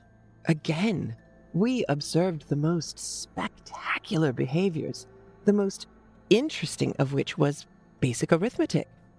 Not just counting, but the manipulation of numbers via addition, multiplication, etc. I remember seeing a video of a horse that could multiply. How's that special? That horse agent was trained to follow a series of orders. It wasn't doing arithmetic. How could you tell that the pigs were? It was clear that they were counting their steps while they danced. Danced? I can't think of a better word than that. To be honest, it was closer to the spastic convulsions seen in churchgoers, taken over by the Holy Spirit, or the possessions of voodoo practitioners as they communicate with the lower spirits, and gods, and keepers of the veil. The synchronization of the pigs' movements led us to observe that these behaviors were more than just seizures. The counting of their steps led us to believe that it was a routine, and they continued to develop more complex behaviors from there. Dr. Randall was excited. He demanded that we increase their dosage, although we still had a lot of research to do at that current stage. That was the first time that we broke protocol. And what happened to the pigs? Well, they began rolling in the dirt in synchronization, creating sort of mandalas left imprinted there, and then they would trample it all clean again and start over. But throughout the night, they had started to exhibit cannibalistic behaviors. There was only one pig left by the morning, and it was summarily disposed of. You said that was the first time that you broke protocol? The first that I knew of. Already the facility was splitting up into factions. Those who saw themselves still as purely scientists, and those who saw themselves as explorers of a new frontier, willing to sacrifice some of their principles if it meant progress. And which camp were you in, Dr. Fowler? Oh, the former.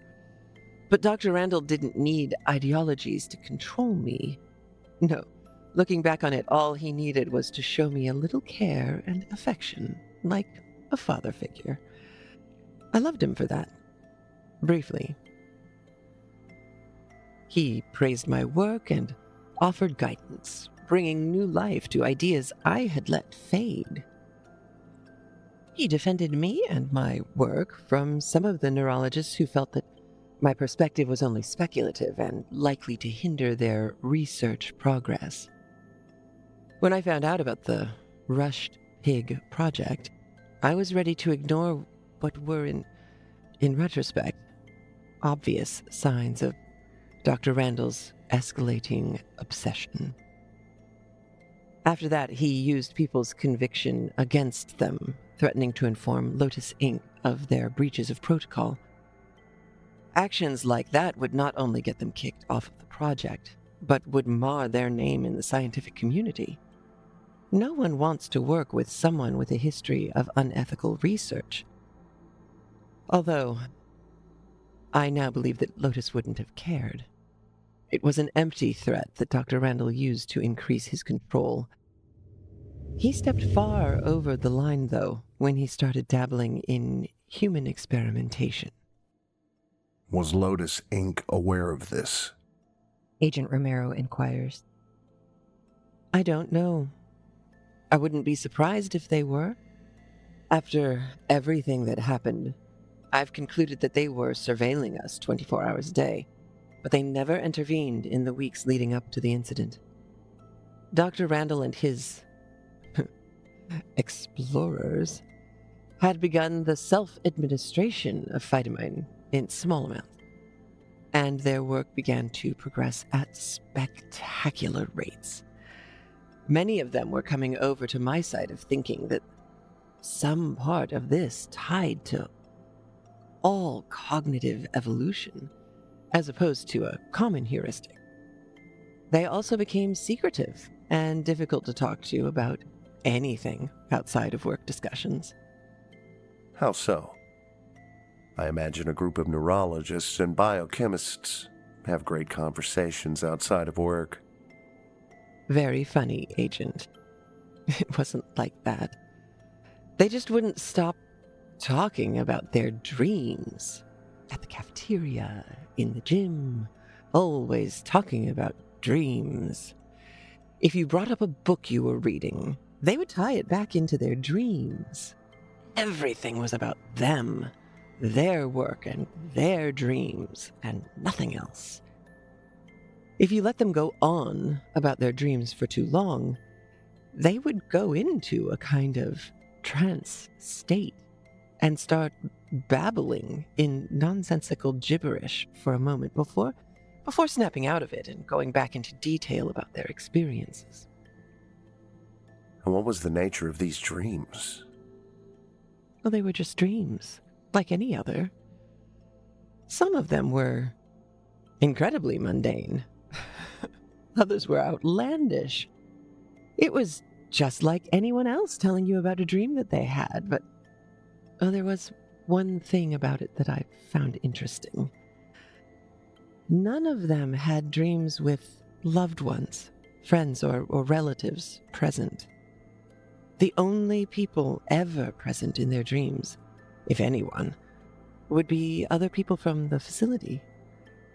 Of course, that could just be a subconscious effect resulting from our isolation from the outside world.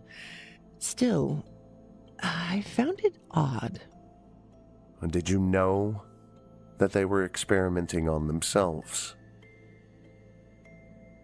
I was made aware by Dr. Randall in the beginning.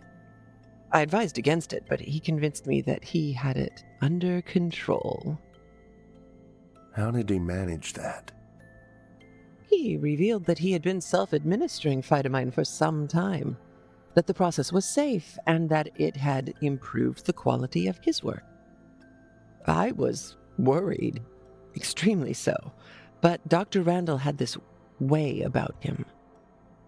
It was so difficult to question his decisions, like a child's complete faith in a parent. I felt that he must know what's best. I refused to participate in the study, though I must confess I quickly ended up wishing I had. Despite their odd talk of dreams, the rest of the group had shown incredible improvements in their projects. They were smarter than all of us, all of a sudden. I wasn't alone in my envy. Others had taken notice too, and one by one, Dr. Randall incorporated them into his group of explorers. There were holdouts, of course, those who refused to join until all the proper precautions and the studies were executed and conducted before human testing should happen. Maybe even a few that were unaware anything was happening. And you were one of the holdouts? For a time. but I did eventually join the study. As an anthropologist, I felt that I needed first-hand experience of what was going on. I needed to study the phenomena from all angles. One cannot simply publish a paper about the influence of hallucinogenic mushrooms on early shamanistic traditions without having tried hallucinogenic mushrooms themselves. And what was it like, the phytamine? Well, the effects weren't immediately noticeable. I felt the same. My thinking was the same. I quickly found out, though, that I fell into trance states quite easily. What do you mean by that? Have you ever been solving a puzzle, like a crossword or a Sudoku, and all of a sudden you slip into a kind of flow, and the answers begin to pop out without much thought at all? Or have you ever been driving somewhere, like to the bank or to work, and when you get there you find that you have completely forgotten the drive? Not even forgotten. It feels like you just weren't conscious for it.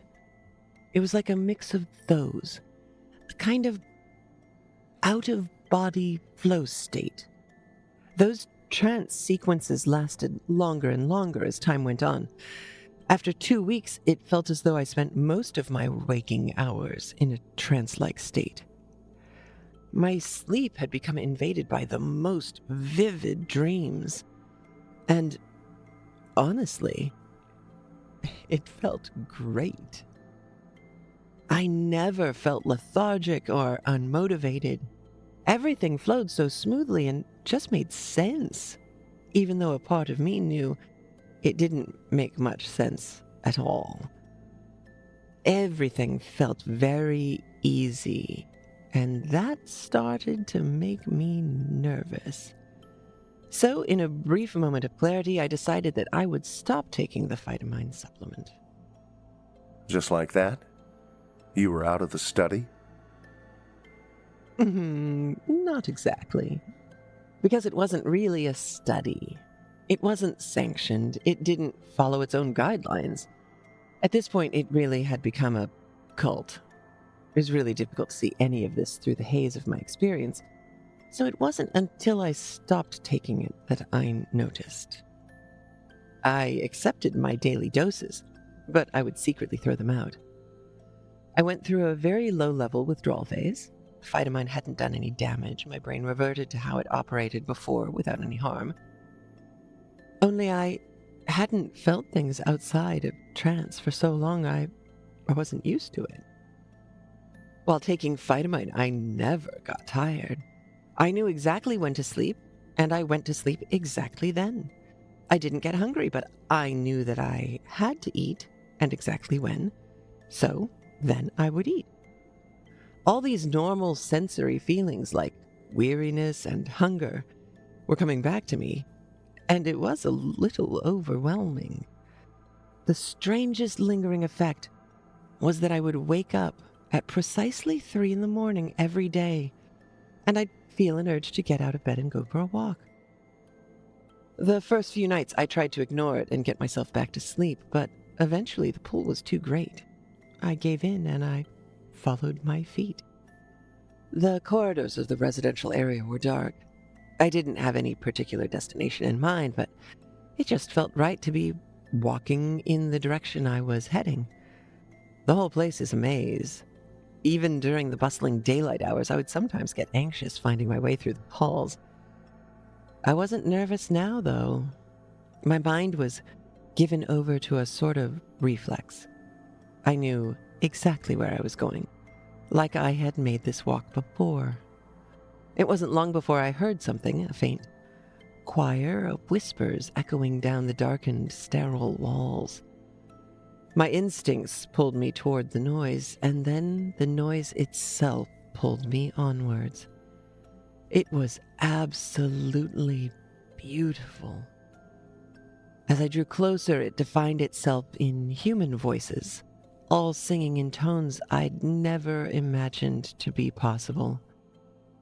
The notes penetrated deep into my consciousness. I crept up to a doorway leading to a large surgical theater, and I realized the singing was coming from within. I peeked my head inside. The theater met full capacity. Probably 2/3 of the facility staff were inside. They stood along the observation deck, all of them entranced and singing, their voices rising louder now. It was so divine, but it was getting louder and louder. The sounds they made went from instilling an unexpected peacefulness into something overwhelming and unbearable, like a soft light getting brighter and brighter until the illumination presented itself as blinding and painful. Dr. Randall was lying on the operating table. His voice was the loudest of all, resonating from what looked like his unconscious body. His voice grew so loud it started to break. His body started to convulse, and it was doing something else, too. What exactly, Dr. Fowler? Well, it looked like his body was bubbling, like something was trying to get out from inside him. Bumps rising and falling, getting larger and larger until some of them split, creating huge lacerations. When the swelling receded in that area, the wound would seal rapidly. It was like his body was boiling from the inside out, bursting into wounds, and then the laceration would seal itself back up, but not heal completely.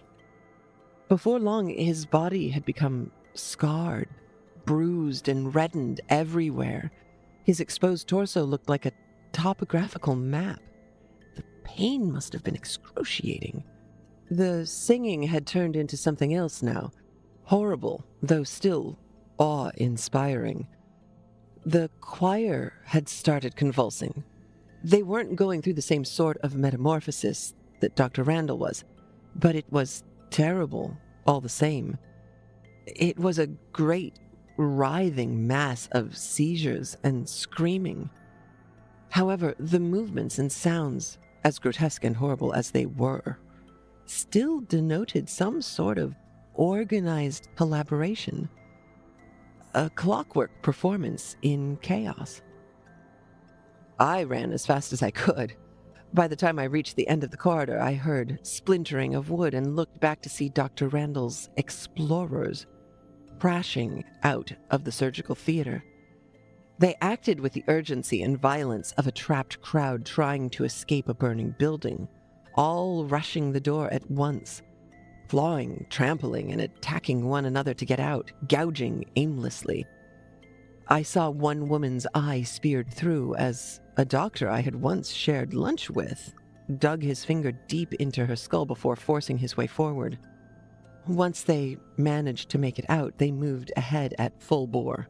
Their faces were a contorted mess of frenzy and murder. I didn't look back again. Not because I didn't want to, but because I was quickly becoming lost. Fear had taken over, and I was running aimlessly. I could hear the grotesque choir echoing through the halls. Then they must have reached the resident area, because new, more human screams added themselves to the chorus. I found a room facing the exterior of the building and climbed out of a window.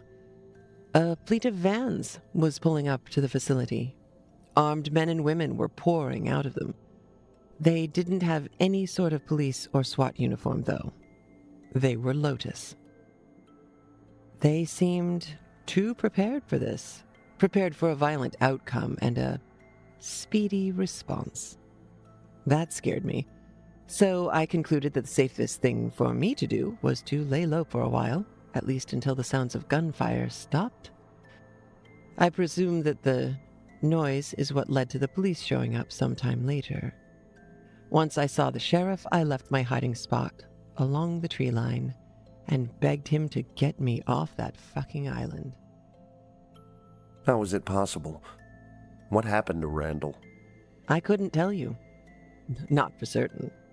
I could hypothesize that his prolonged exposure to what was most likely increasing doses of phytamine raised him to a higher level of consciousness. This potentially came with an incredible amount of awareness and control of bodily processes that we can normally only perform unconsciously. Like the cellular regenerative healing of an open wound, for instance. So then, what was he trying to do? I don't have enough information to give you an opinion. Was Randall alive when you last saw him? Agent Romero asks. You haven't found a body, have you? Answer the question, please, Doctor. Logically, I can't imagine a body undergoing that type of violent metamorphosis without it being fatal. But I felt that he was alive just the same. Do you know where he is?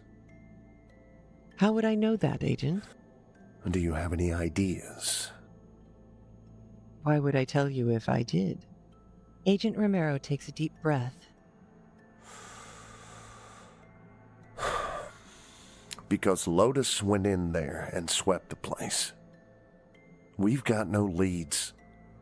Maybe you don't trust me, but the fact is Lotus is almost certainly looking for Randall if they don't have him already. So if you have any interest in Randall facing justice, give me something to use. Annie studies Romero's face for a long while, her eyes preening each nuance of his expression. He'd go somewhere like Coral Island, with a history. The collective unconscious of a place is important. L'esprit de terroir, as he once put it. He'll also need access to followers and certain ingredients for the organic synthesis. Unless he already has a stockpile of phytamine. I'm going to need a budget. Nothing crazy, but I will need some money for the research. Some protection, obviously, and access to everything you know. Excuse me? Consultant. Talk to whomever it is you need to talk to and get me on the team. Let's find Dr. Randall.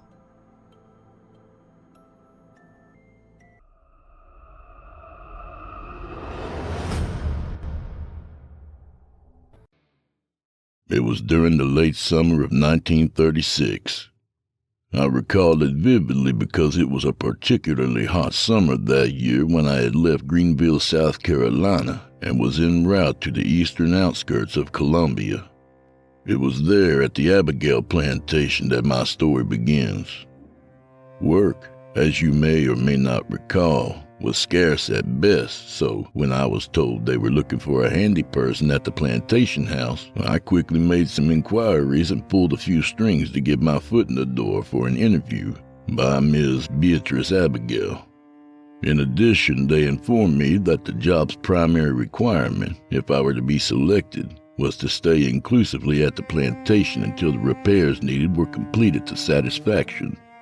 From what I was told of the potential pay, I could easily live with those conditions. Like I said earlier, work was scarce, and this seemed to be the opportunity of a lifetime for a single man like myself, and old Timmy Hawthorne knew an opportunity when it came knocking. It was well past noon when I had arrived at the Abigail plantation. My old Ford coupe stopped at the mailbox alongside the dirt lane where the plantation's long driveway met the main road. Seemingly endless rows of tobacco stretched on either side of the lane to the main house. In the distance, I could see the old white two-story mansion with mammoth pillars adorning its front. I ground the Ford into gear and turned onto the beaten road, leaving a trail of dust as I sped toward the house. Upon arrival at the mansion's weathered facade, a portly African woman was emerging from the double front doors, the screen door slamming behind her as she stepped out onto the porch, drying her hands on a washcloth. She stood watching as I climbed from my car and proceeded to make my way to the front porch, which stretched the entire face of the house. "Afternoon, ma'am," I greeted as I pulled a handkerchief from my back pocket and wiped the sweat from my brow. "Gonna be another hot one today." "Afternoon," she replied, shoving the washcloth in the pocket of her apron. Probably a cook or cleaning woman, I surmised. "You be Mr. Hawthorne?" "Well, yes, ma'am. That's me. Came straight from Greenville." "Mm-hmm. Miss Abigail been expecting you. She around back in the garden. Come on in. I'll fetch her." As I climbed the stairs to the porch, she stepped aside and held the screen door open to let me pass. Her jet-black hair showed strands of gray and was pulled tightly back into a bun. I had to politely sidestep to avoid her girth and swollen breasts to get inside. The screen door slammed again behind her as she too entered.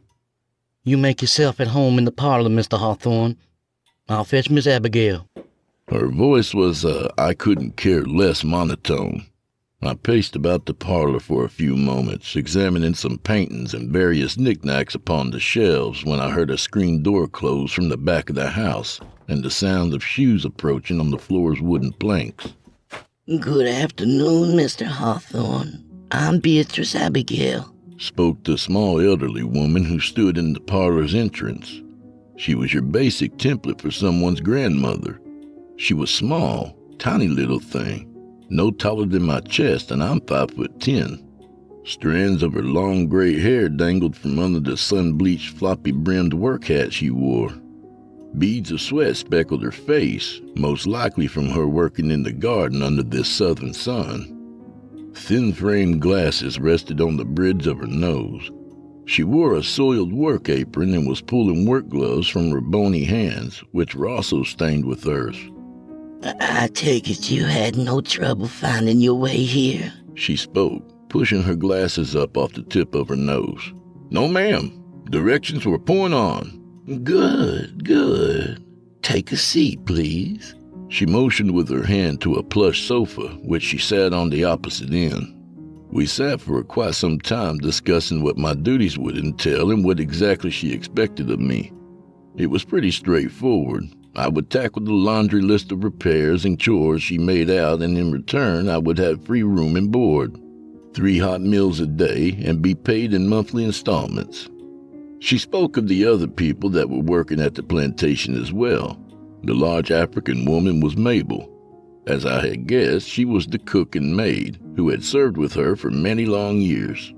There were also a few other people who did not stay at the main house, but came and went as they toiled about their designated chores. Field workers and a variety of farmhands were a few mentioned. She also spoke of the late Mr. Abigail. Mr. Henry Abigail was a man of wealth who had accumulated his fortunes in both the tobacco and, surprisingly to me, the railroads. "Oh," she had said. "Henry had traveled the world, Mr. Hawthorne." Her eyes gleamed with excitement as she pointed to a large oil painting of a large balding man sporting a massive handlebar mustache and a black blazer. His face was a stone expression of determination. "He spent a great deal of time in India, he did. With the railroad, of course. A worldly man," she occasionally repeated. "Always bringing exotic gifts from his overseas endeavors." Mabel had brought us out 2 large glasses of lemonade while we continued to converse, and by the time we finished sipping those cold drinks, I had secured the position as the handy person of the Abigail house. It was at this point that we moved from the parlor and strolled along the grounds of the plantation. Miss Abigail filled me in on the daily operations of the plantation and pointed out some projects that awaited me on her to-do list. Sagging gutters, broken shingles, and areas of the house that needed a fresh coat of paint were but a small sample of my tasks ahead. I was just glad to have steady work in these trying times. Our walk ended at the back of the house. Here the grass was like a thick, lush carpet that stretched back almost a quarter mile into a distant tree line. Numerous maple and cypress trees stood tall in various locations, casting a welcoming shade. At the far end of the property, bordering the tree line, A large wooden trellis had been built. It almost looked like the framing of some type of barn. When I inquired what it was, Miss Abigail replied with a smile. That, Mr. Hawthorne, is my garden. We made our way across the lawn toward the garden. The late Mr. Abigail had that built for me back in 1926. I so enjoy toiling in the earth and growing things. There's no greater satisfaction than planting a seed and tending it as it grows into something of beauty. Wouldn't you agree, Mr. Hawthorne? Even though I've never been into gardening myself, ma'am, I must say that it sounds like it would be very satisfying. By the time we reached the entrance arch to the garden's trellis, my shirt was becoming drenched with sweat, and I had wiped my forehead a good half-dozen times during the walk. I spend a great deal of time here, she blurted. It's a type of spiritual sanctuary, if you will. Tall hedges made a natural wall around the garden and permitted little for the viewer to behold. I could glimpse portions of green vines that had entwined their way up the trellis's wooden beams. Unusually bright yellow flowers with streaks of red adorned the vines. A few even poked their faces from the hedges. "Those are some colorful flowers," I politely remarked. "Indeed," she replied with a smile. "They are my pride and joy. They were a gift from my husband shortly before he passed." We stood for a moment, simply doing nothing but looking at the hedges. I tried to peer through the open archway, but they planted another hedge just beyond the threshold, preventing any view within. I felt a tad uncomfortable, frankly. I mean, just standing there and not going in, so I broke the silence with an uneasy chuckle. "So are you going to show me what you have growing inside?" It was as if my words had broken her from some spell. "I'm afraid not," she said suddenly, shaking her head and turning away from the garden.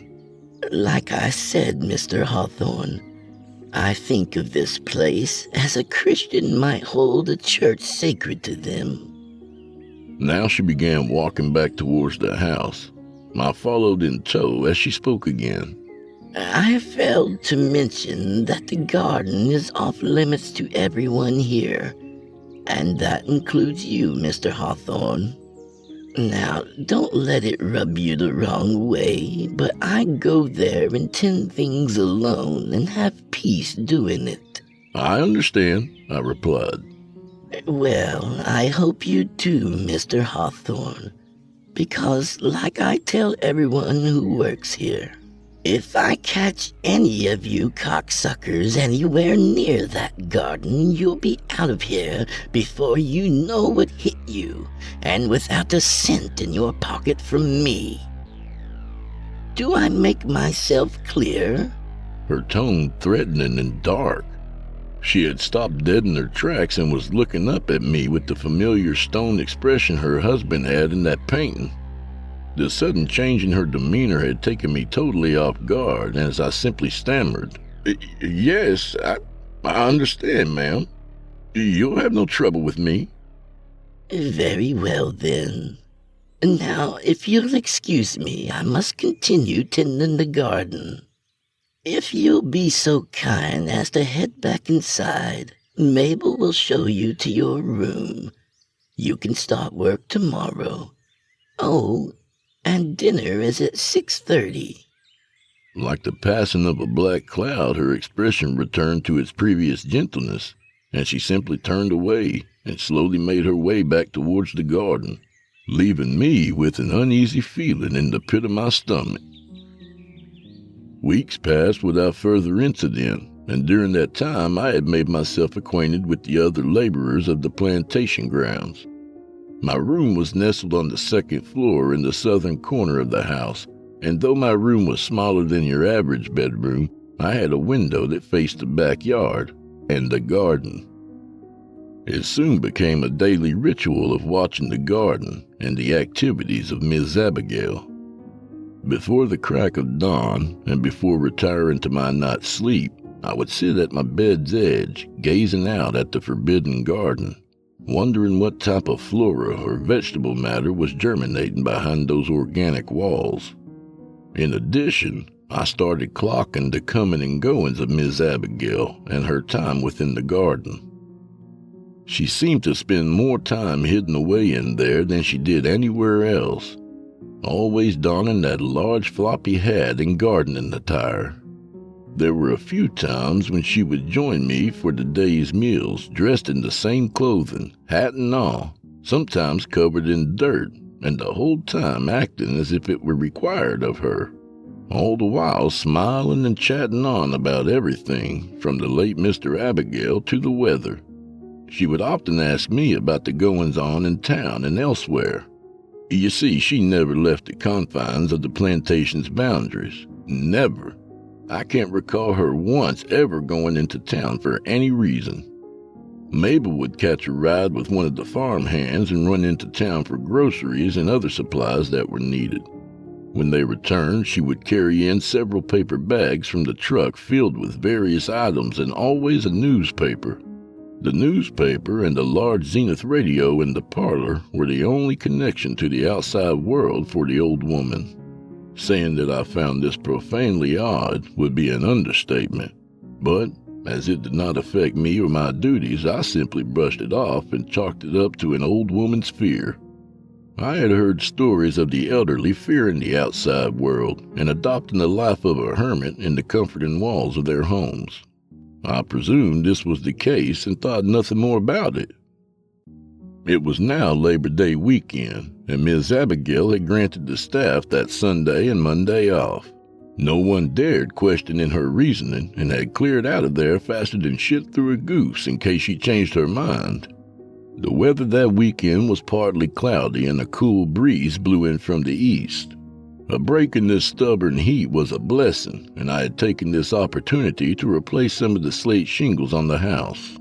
Crawling around on a scorching roof with the sun beating down on you like Satan's breath was not something I particularly was looking forward to, so today provided an opportune time to knock out this undertaking.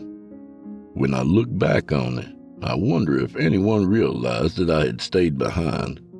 I had looked at the roof a couple of days prior and knew what I needed for the repairs.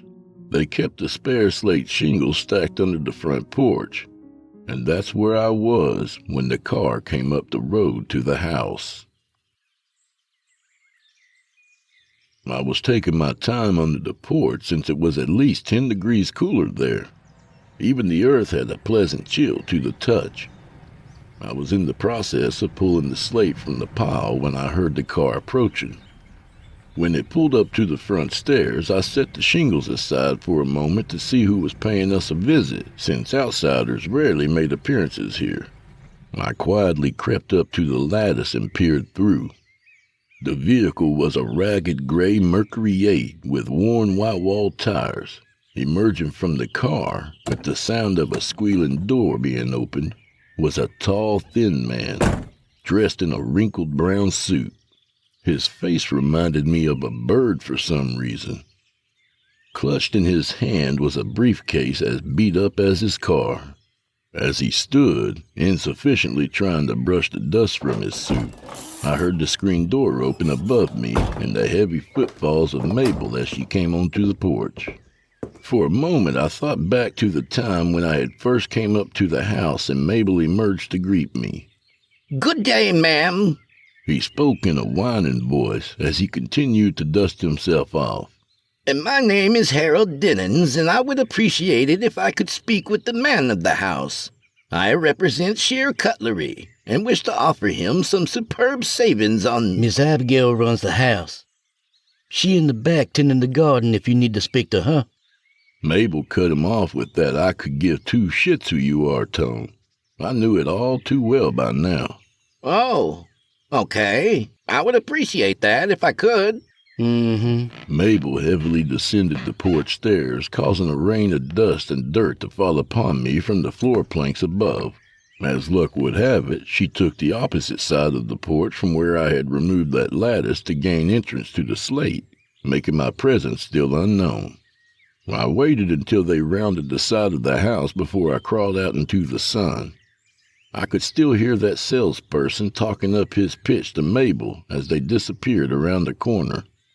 Like that Mr. Dennings, I brushed the dirt from myself and made my way to the back of the house, hugging the building side as I moved. Unlike myself, who had waited in the house's parlor, Mabel was taking this man straight to the garden, it seemed. When I reached the back edge of the house, I paused and poked my head around the corner. Mabel and Dennings were slowly making their way across the lawn toward the garden. Dennings still bending her ear with talk of superior kitchen knives as they walked. My curiosity was piquing, as this was the first time I had seen any stranger, which we had next to none, being escorted straight to that forbidden garden. When they reached the garden's arch, I could no longer hear Dennings' ramblings, but it seemed that Mabel was making him wait outside the garden's access as she fetched Miss Abigail. After a few brief moments, Mabel reappeared and took Dennings by his arm and was actually leading him in. "What the fuck is all this about?" I whispered aloud to myself. After the speech I was handed, they gave this guy the red carpet right through the front door. It seemed like an eternity before both Mabel and Miss Abigail appeared from the hedges and began walking back to the house. Harold Dennings, with his bird face and his wrinkled suit, was nowhere to be seen. I moved away from the rear of the house, rubbing the back of my neck in confusion. "What the hell is going on around here?" I said aloud. Something odd was going on, and my mind was racing, trying to figure out how I should approach this. Do I confront Miss Abigail about it, ignore it, or sneak into that garden myself and see what's going on for myself?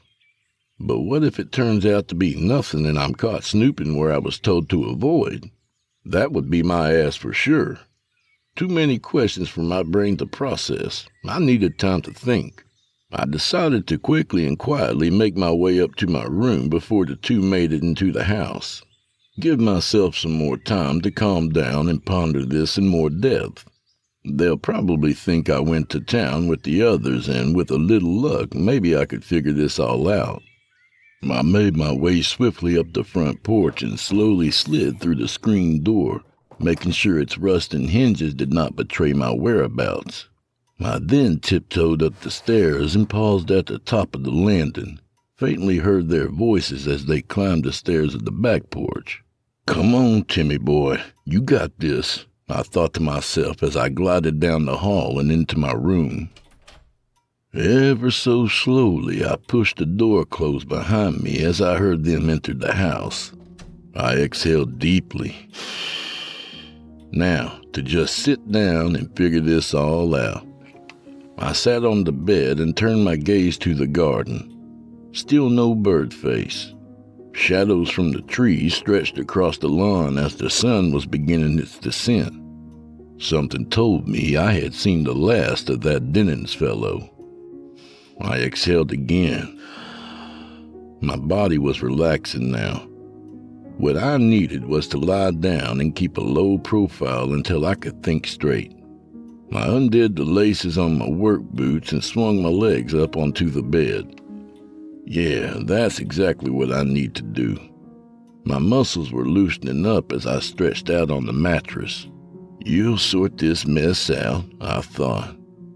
I'll bet you're just working yourself into a frenzy over nothing. My eyes became heavy as sleep was beckoning me. Getting all worked up over nothing. Darkness swept over me as I drifted off. Mr. Hawthorne. I was resurfacing from the realm of sleep by slight nudges. Mr. Hawthorne. My name was called again. I shifted in the bed, my eyes opening to a blurred vision of Mabel standing over me. "There he is," spoke Abigail. She was standing in the open doorway. My vision slowly began to focus, and I sat up on my elbows.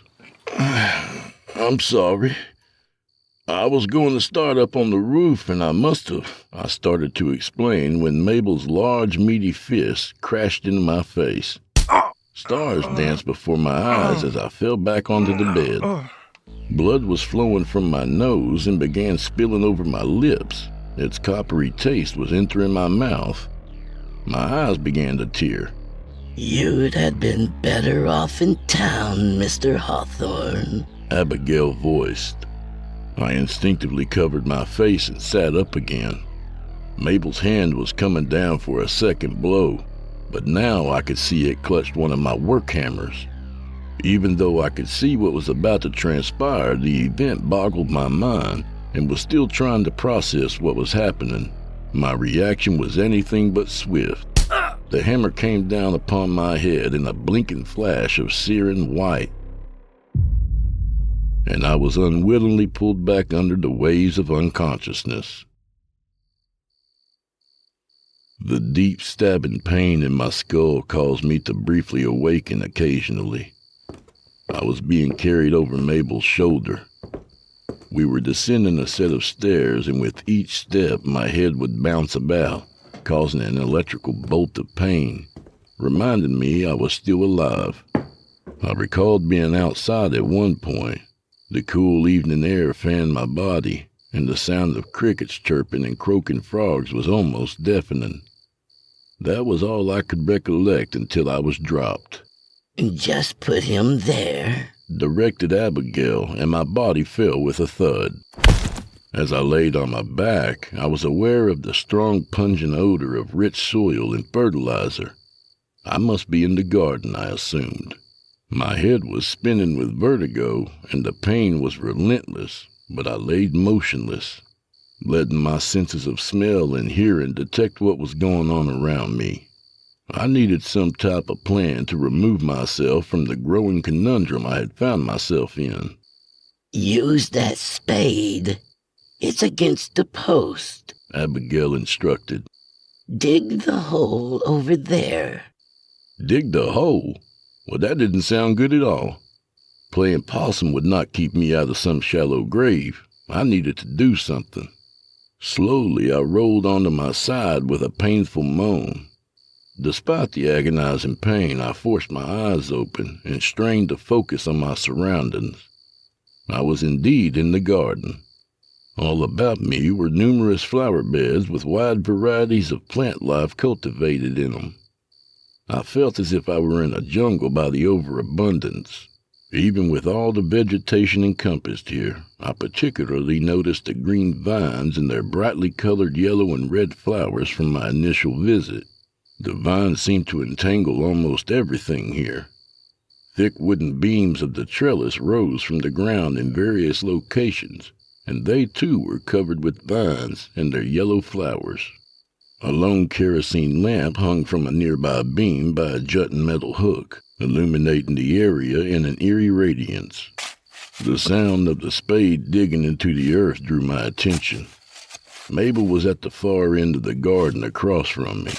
Her wide back faced me as she forced the spade deeper into the ground with each thrust. I pulled myself slowly up on my elbows and looked to my other side. To my horror, I found Dennons. They had partially buried his body in the flower bed next to me. His bloodied face, frozen with a bewildered look upon it, was split wide open with a deep gash, probably made by the spade. Surprisingly, his glasses, as twisted as his expression was, somehow still clung to his face. I gasped and drew myself away. Abigail chuckled. I turned behind me to see her standing with her hands firmly on her hips. Shadows played upon her face from the lantern, making her eyes look insanely wide and menacing beneath her floppy hat. He won't bite you, Mr. Hawthorne, she laughed. He's as dead as a doornail. What the fuck is going on?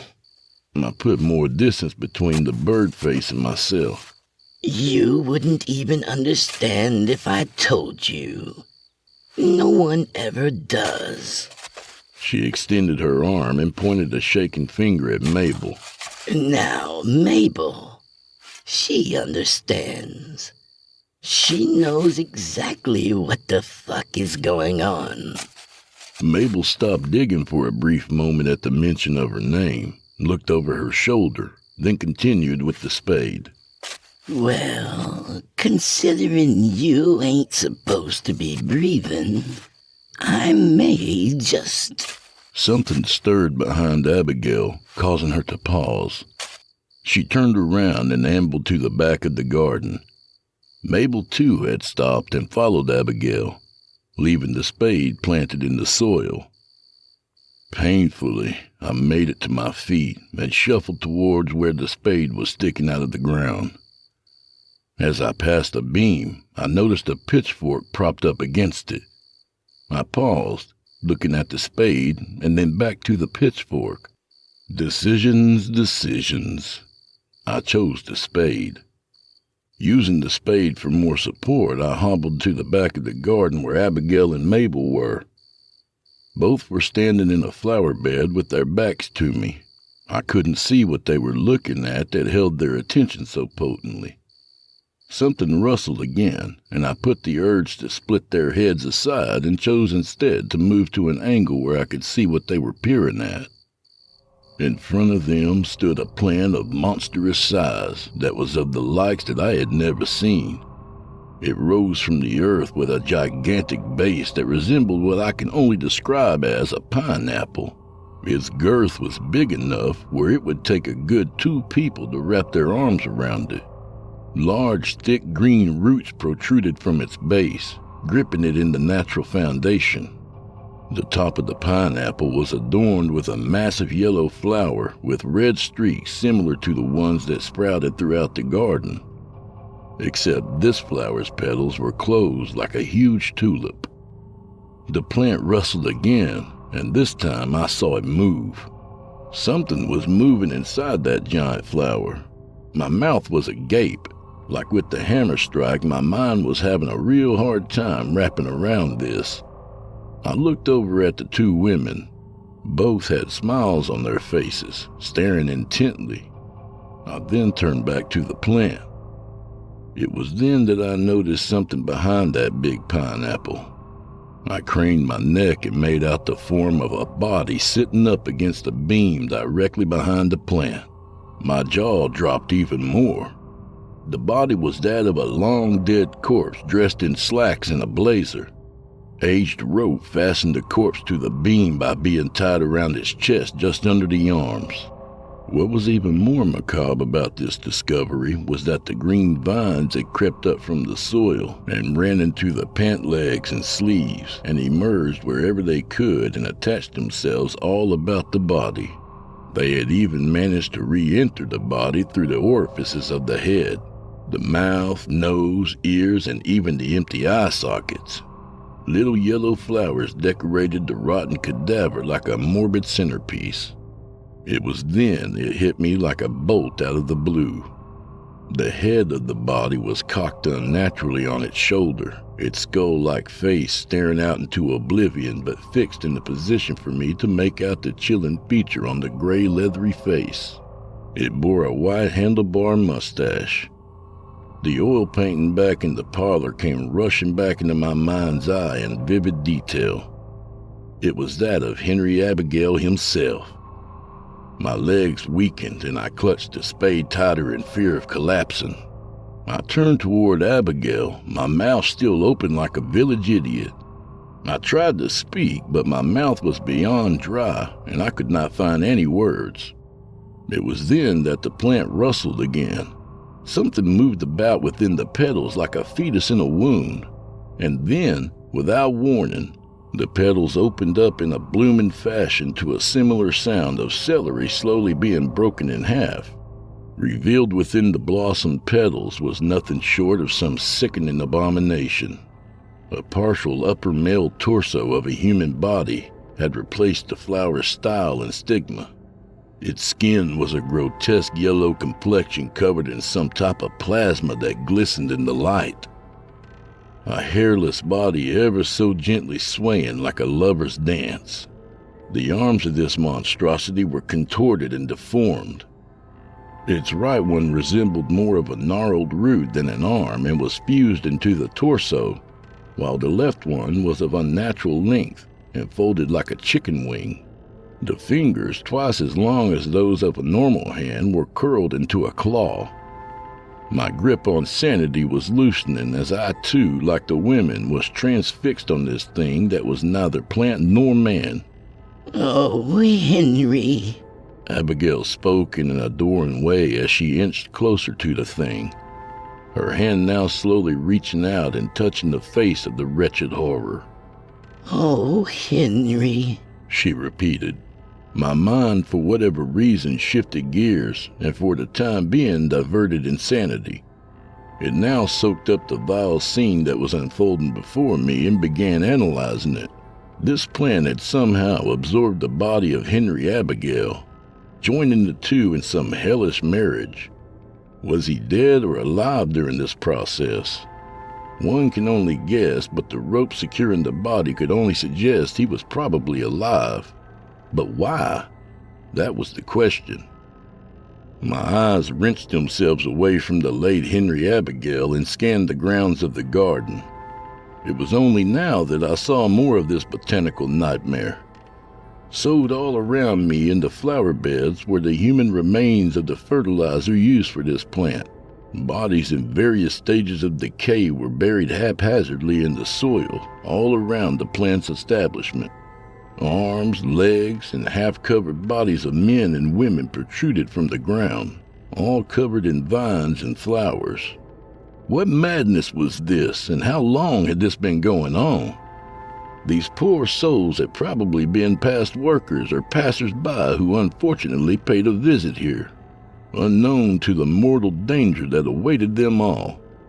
"Grab the jar, Mabel," I heard Abigail from behind me. Funny, I had almost forgotten they were here. I turned and saw Mabel bending down where the pitchfork was and lifting a large mason jar. She then moved to Abigail and handed her the jar. Abigail was now gently caressing the face of the monster. My head tilted to the side and my mouth was agape again, and I was sure that I was about to witness another unsightly event. "Here, darling, here it is," she whispered as she raised the jar to the thing's sealed lips. Its eyes were closed, but now they slowly opened, revealing eyes as black and shiny as an 8-ball. As if it had done this prior, the lips parted and regurgitated a milky liquid that started filling the jar. Abigail held close. She shifted the jar, trying to catch every drop of the substance, yet some flowed over her hand and down its chin regardless. The thing continued to vomit until the jar was half filled. Then, as it completed its task, it leaned back slightly and closed its eyes once more. Abigail stepped away and held the jar up in front of her. Tilting her head back, she did the unthinkable and pressed the jar to her own lips and greedily drank from it. She guzzled down the milky vomit as if she hadn't drunk in days, causing some to dribble down the sides of her mouth. It was at that moment, when she tilted her head far enough back to finish the jar's contents, that her floppy hat fell away from her head, revealing her balding head with small yellow flowers and tiny vines embedded into her scalp. I doubled over and retched. A man can only take so much without breaking down somehow, and I had gone over my limit. Abigail handed the jar off to Mabel. Her eyes were again insanely wide and maniacal, as the grin was now on her milk-encrusted lips. Using the back of her hand, she wiped the residue from her mouth. Her tongue licked her lips, tasting what she had missed. "Do I sicken you, Mr. Hawthorne? Does this place offend you? I told you that you wouldn't understand. I told you.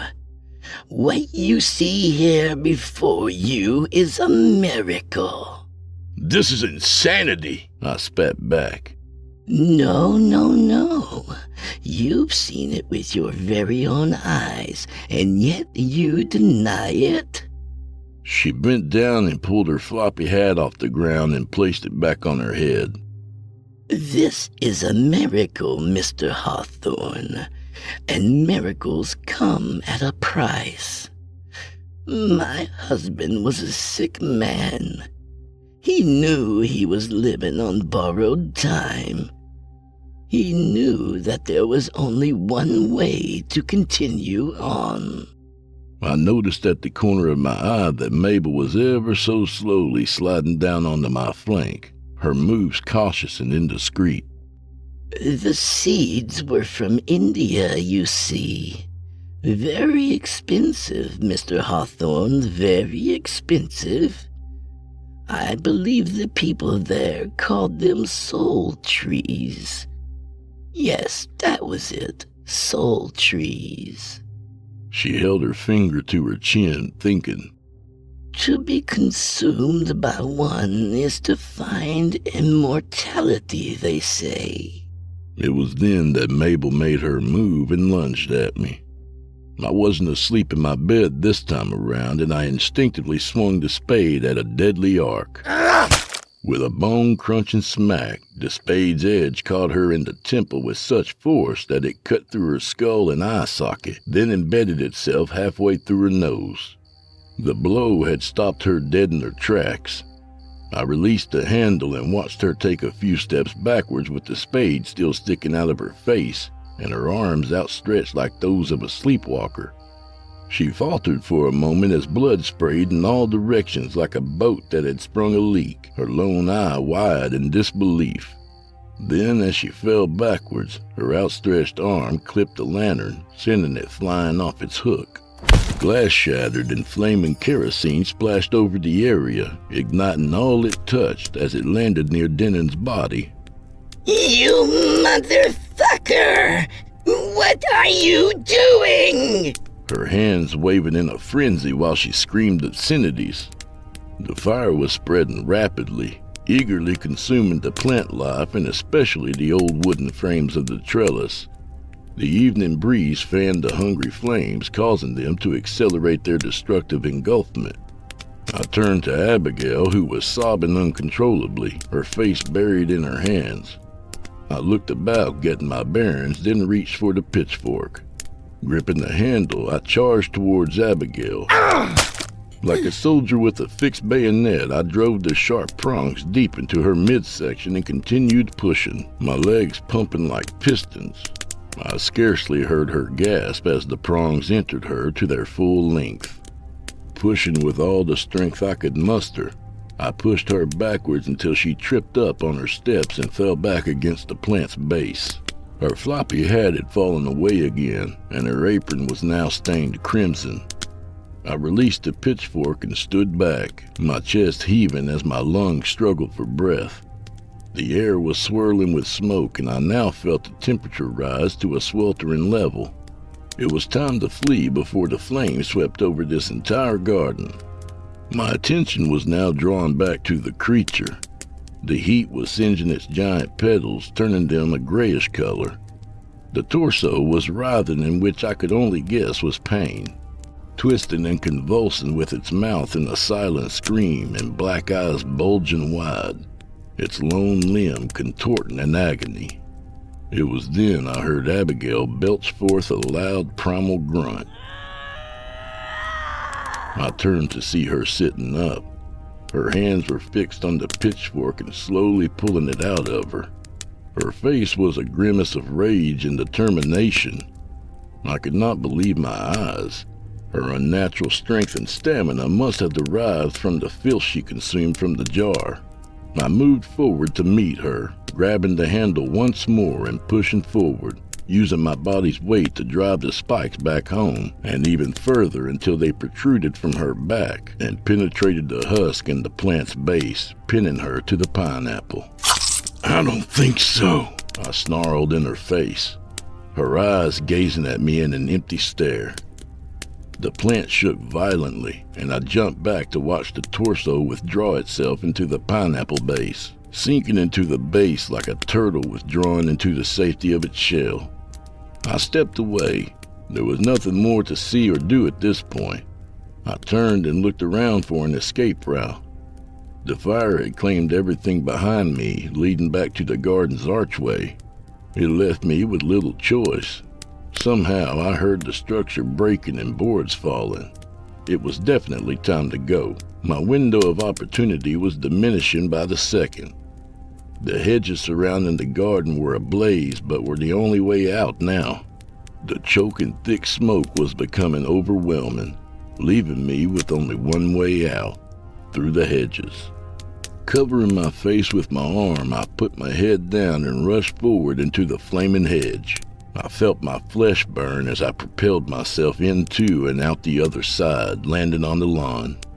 Without hesitating, I rolled on the lawn, extinguishing any parts of my clothing that may have caught, and climbed to my feet. I realized I had lost both my socks as I felt the grass beneath my bare soles. I shuffled quickly away and collapsed under a tree a safe distance away. It was there I sat, propped up against a tree, watching the trellis and the garden within burn like a funeral pyre. The entire backyard was illuminated. I'll bet the glow from the fire could be seen back in town. Cracking embers drifted upward into the night air like infernal fireflies as I sat pondering all the questions that remained unanswered. Perhaps it was best if they remained unanswered. After I rested for a spell, I would get in my car and drive into town and seek the sheriff. I would have to leave out the part about that. What did she call it again? A soul tree. Yeah, that was something that had to be seen to be believed. A smirk crossed my lips as I drifted off. No sane or sober man would ever believe the night I had. I awoke pre-dawn in time to glimpse the moon as it sank behind the distant treetops. Smoke from the smoldering trellis filled the yard like a choking mist. I heard birds begin to sing, announcing the approaching morning. My head throbbed and I rubbed my temples in a futile attempt to ease the pain. Besides my head injury, I had to admit that I wasn't feeling too bad. Nothing a hot bath and a full day of sleep in a soft bed wouldn't cure. I could easily fall back to sleep, but it was probably best if I tried to get up and get this started sooner than later. Tried to get up? I went to lift my legs and they met resistance. I looked down and trembled. Both of my legs were covered in green vines and decorated with small yellow flowers. The vines had sprouted from the very ground underneath me and crept up into my pant legs and over my pants and up my hips, clinging to my limbs firmly. From behind, I heard something move against the tree at my back and felt the grip on my shoulder. Hawthorne. The rasping voice hissed in my ear.